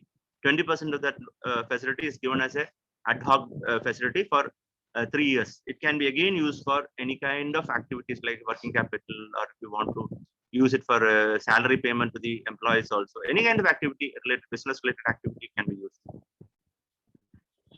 Another scheme of SIDBI for existing customers, we have a privileged customer. It's not a new scheme, it's already operational privileged customer scheme. It's a very good scheme, very loose scheme, not very rigid.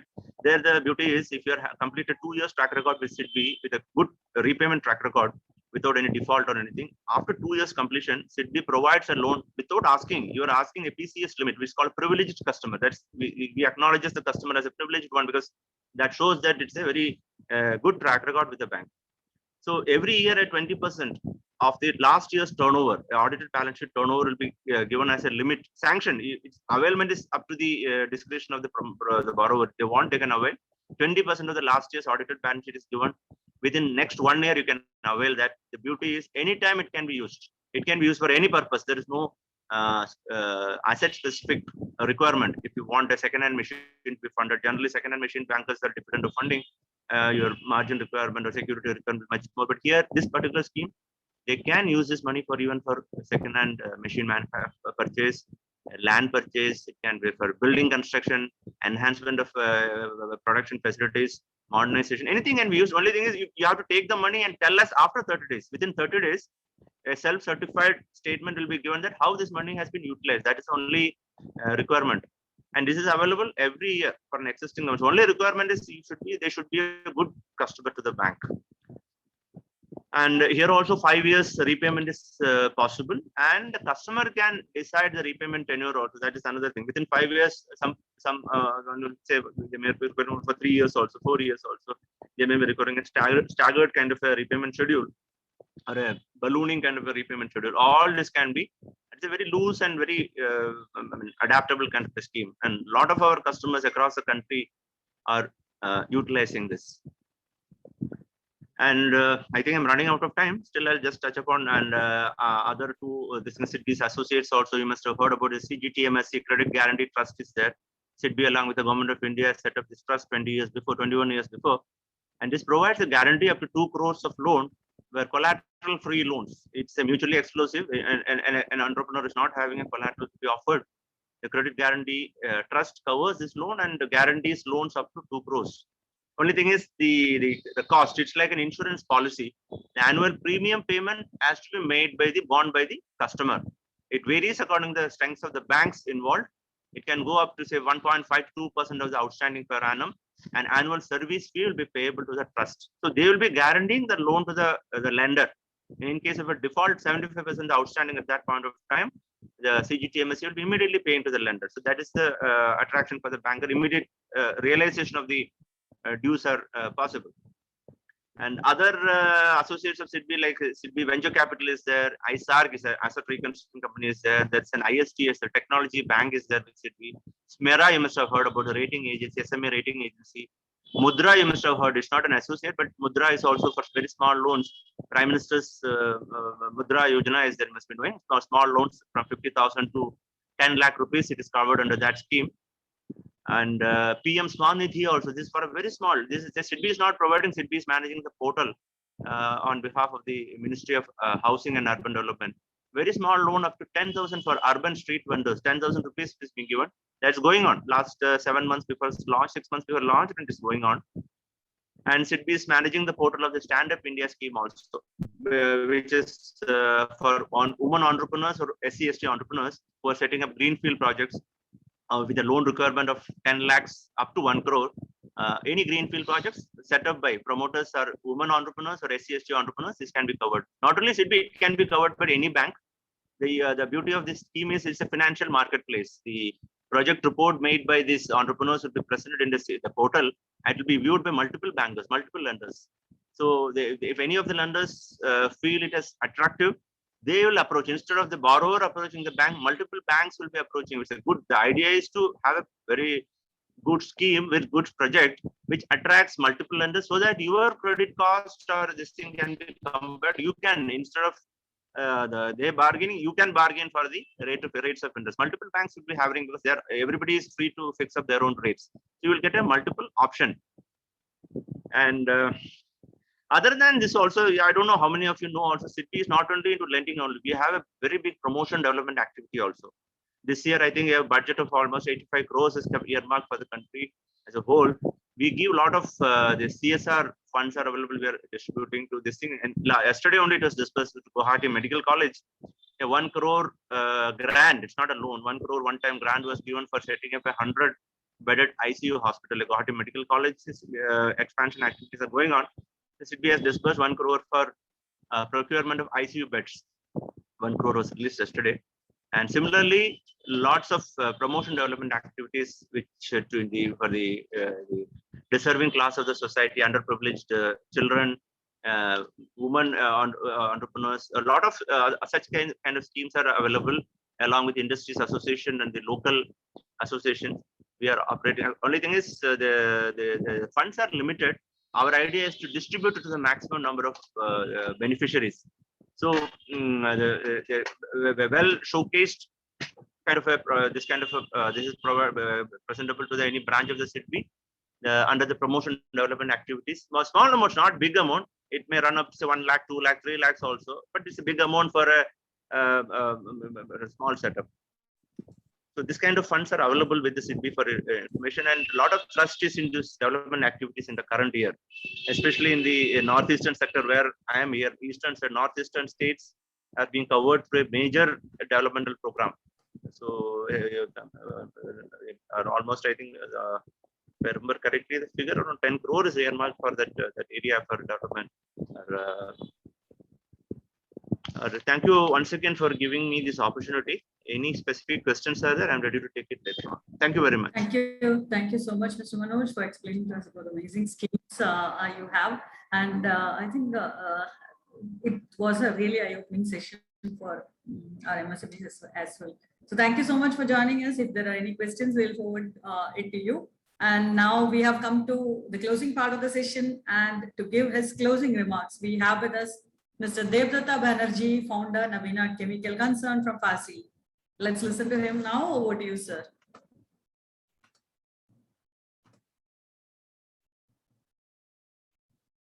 Mr. Devdatta, are you there? Yes. You are on mute. If you could unmute yourself. Am I audible? Yes, you are audible. Good evening. I have just followed about 3 hours program, and it is a very good program which I have watched. You see, today the extract which has come out is making disadvantage into an opportunity. So I think very, very encouraging one. Starting from the beginning to the end, we got very useful information. Each of presentator has coming from the different sector has expressed their views in such a way that everybody has told their own venture in such a way. Now we think that we can adopt it.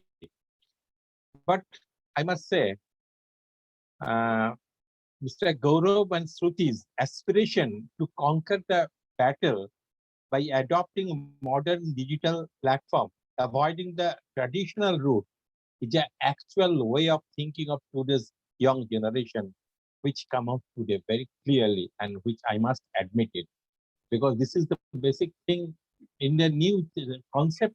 We have to think how we can go in the coming way.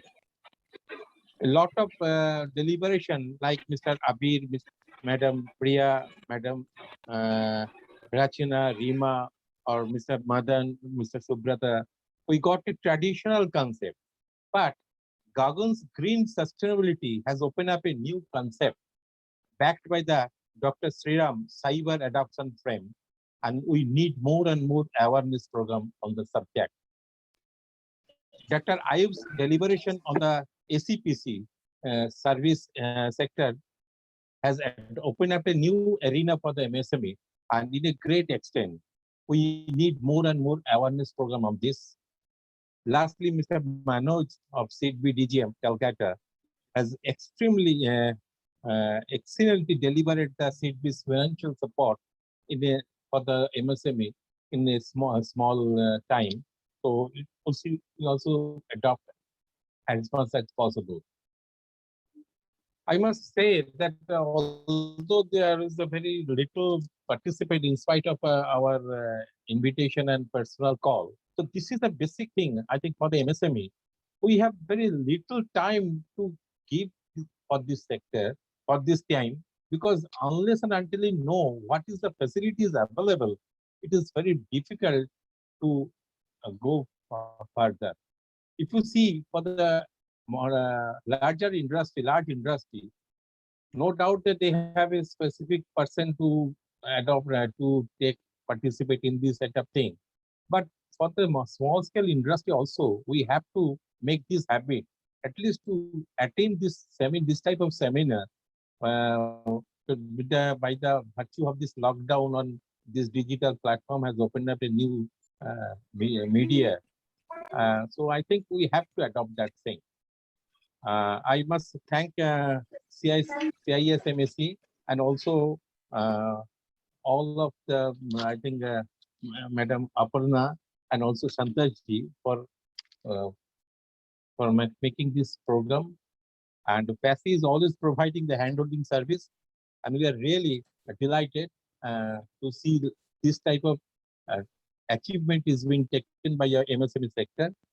But one thing I must say, that unless and until the policy for the micro enterprises, separate policy, is coming up, it is very difficult to take advantage of this, because more than 65% of the total MSME comes under the micro sector. So we have to think about this matter. Once again, I am extremely happy that CISMSE has trying to make I think, condensation of our MSME in one platform, and we must support it and we must join it. And I thank you, the organizer, for giving me a chance to say something. Thank you. Thank you so much, sir, for your kind words. This has given a lot of encouragement to us for doing more and more good work. Thank you so much for giving such a wonderful speech as a closing remark, and we can together do a lot of wonderful things, I think. And now we have with us Engineer Santosh Ganesh, Director, Confederation of Indian Micro, Small and Medium Enterprises, for his closing. Over to you, sir.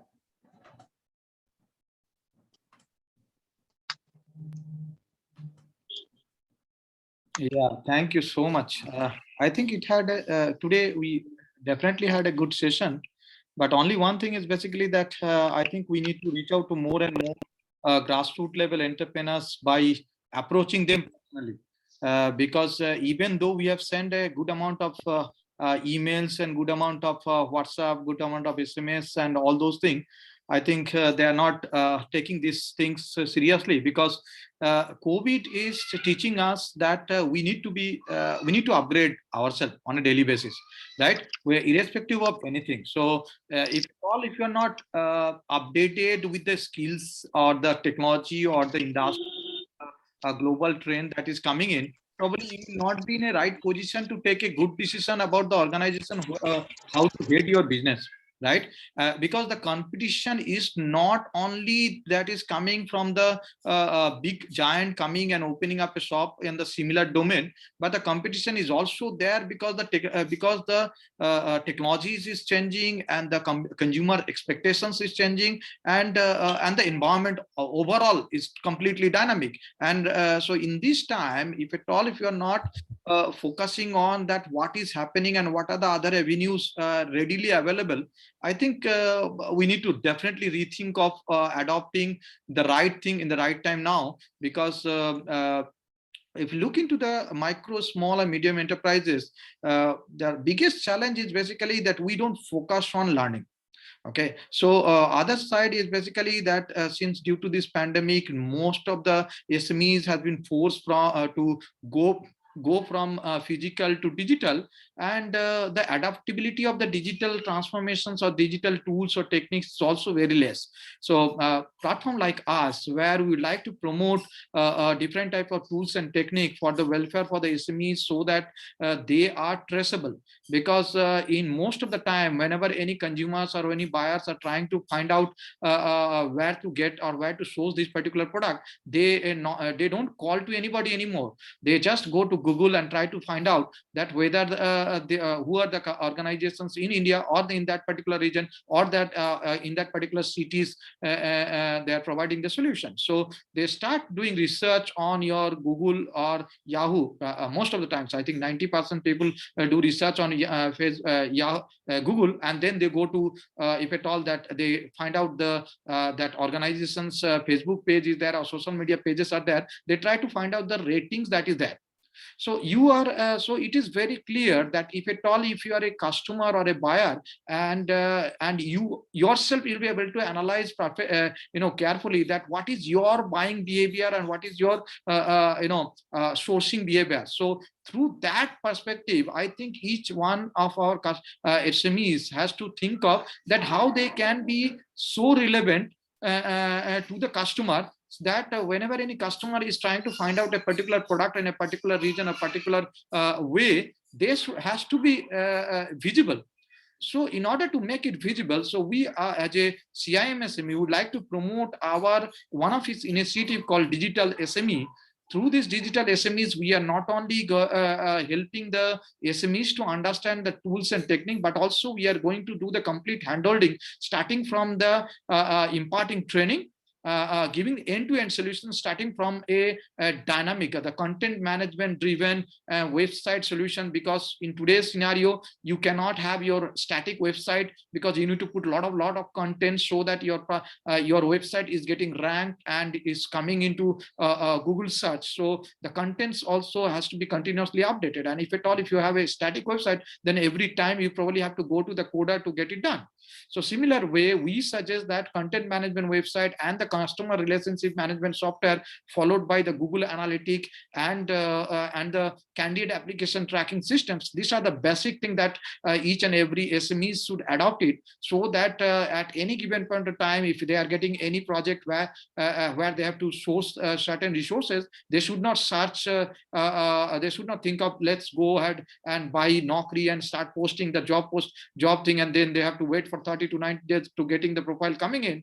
And so it is always better to have a candidate application tracking system, so that you, whichever the area of focus that you have, you can keep your all the open jobs open for those particular area or the expertise that you typically work on. So so that will automatically create a good amount of database for the candidate, which can be which we can reach out whenever we require a ad hoc resources to come and and join for any projects. On the similar side, since due to this big economy or the freelance economy, we can also create a lot of a good amount of funnel who will be interested to work with us on a certain project on a freelance way. So we can keep a track of all these freelance resources through this candidate application tracking system, so that you will be able to optimize the cost of operation through HR department, right? So that is what we would like to propose on. So on this particular forum, would like to say that any SMEs, if you are thinking of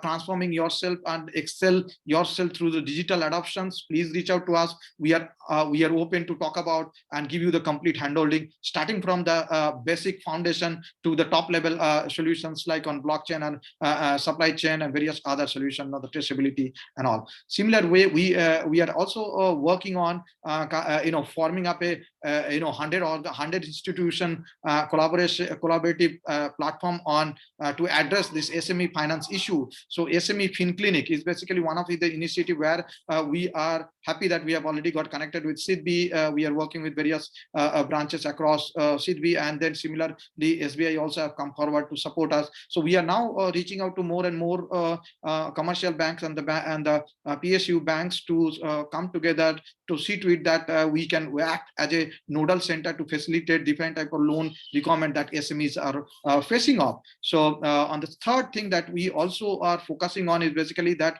there is a trend.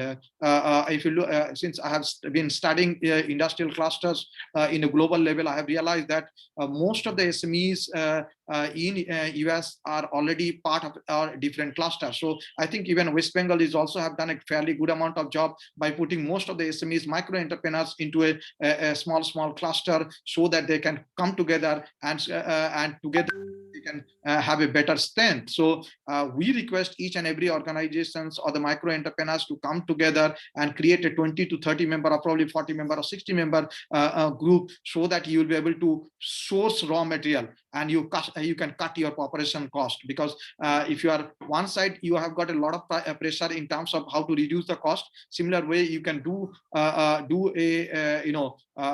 what is called bulk purchase, and you'll be able to reduce the overall acquisition cost for your raw materials, and that will be definitely helping you to improvise the profit margin. Similar way, when you are coming together, the various companies coming together under this cluster concept, they will be able to complement each other's strength to see to it that whenever there is a large project coming in, you can come together and collaborate, and as a joint bidding, you can participate into different tender. So virtual industry cluster is not only the subject, but it is a very important things that each and every startup or SMEs should think this as one of the lifesaver for their company. So please study well, and please check what is this basically industry cluster all about, and what are the features it has got, and reach out to us. We are always there to support you in terms of sourcing, in terms of optimization, in terms of reaching. Similar, the fourth important thing that I would like to emphasize is basically called branding for SMEs. Because micro, small and medium enterprises are not having so much of money to spend heavily on their brand visibility. We as an organization have launched a program called Brand 10,000 SME. The objective of this Brand 10,000 SMEs is basically to identify micro, small and medium entrepreneurs who are doing good, who probably need more and more visibility so that they'll be able to excel in their business. We are ready to support you, to give you more visibility, to give you more access to the market, starting from the local market to regional market to national market to international market, because we are not only a confederation in India, but also we are a global council which is operating almost strongly, I should say, 20 plus countries, and we have got a council member across 64 countries. So the fifth most important thing is that called international trade. If you're talking about opportunities. There are a lot of opportunities because one side, Services Export Promotion Council have demonstrated that the most of the thing that we are exporting, and the services has got a 65% shareholding on that. So you can realize that each and every company has got a potential to trade their services, if at all, if you are not having good product that can be competing, that is eligible to compete into the global market, but definitely we can do it on service sector. So let's try to identify what is your core strength, try to create your try to bundle your core strength and convert that into package services, and let's try to promote that particular package services in a virtual enterprise environment to the global market. So we see a lot of opportunities, not only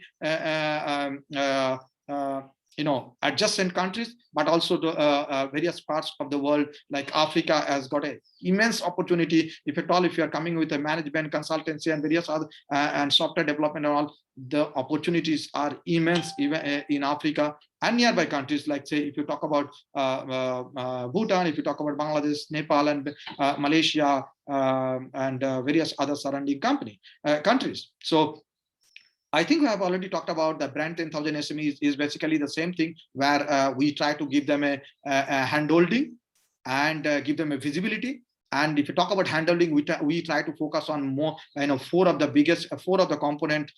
One is called leadership and transformation, business transformation. The other one is called digital transformation. The third one is called international trade, and the fourth one is called virtual industry cluster. So brand 10,000 SMEs is not just for the branding, but it can give you a lot of competency that is required for you to run successfully in this competitive world.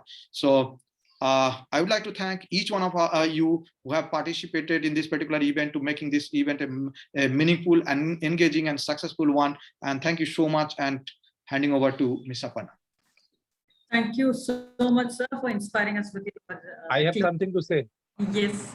Because I forgot to mention the name of Aditya Lokangraj, because that e-learning studio, it's a very good concept, and so it is I must say this I could not able to locate his name at that time of my last conclusion. So I just mentioned that is a very good thing what he has done.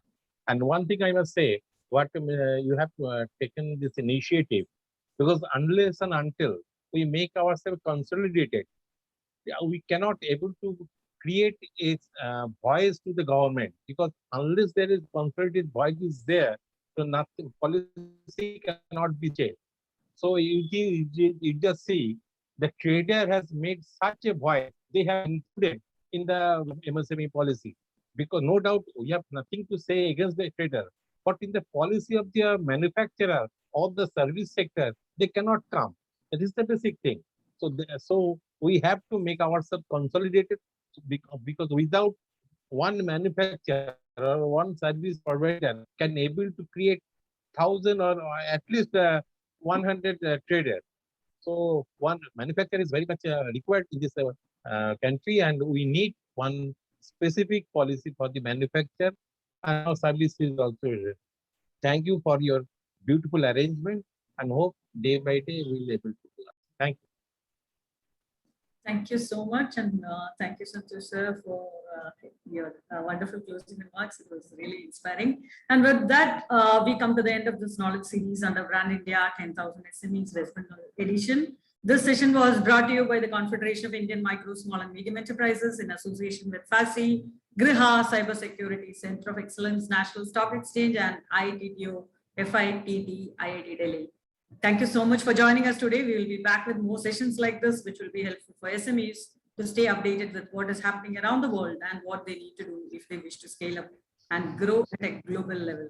On behalf of CMSME, I take this opportunity to thank you all for joining us today. Stay safe, take care, bye-bye. And before leaving, let us watch a short video by our media partner and also our upcoming global programs. Thank you so much. Thank you. Leaders of Tomorrow, India's longest and most definitive television platform for SMEs and startups. Pioneering and nurturing their dreams into reality and recognizing true leaders who fuel momentum. The Leaders of Tomorrow Awards and Conclave is back to salute India's SMEs, MSMEs and startups across industries and sectors who not only survived but saw revival and thrived during the pandemic. Have you shown resilience during this crisis? Have you innovated against all odds? Nominate yourself and win the chance to be felicitated at Leaders of Tomorrow's illustrious awards. Register yourself now. Entries open. Presented by IDFC First Bank.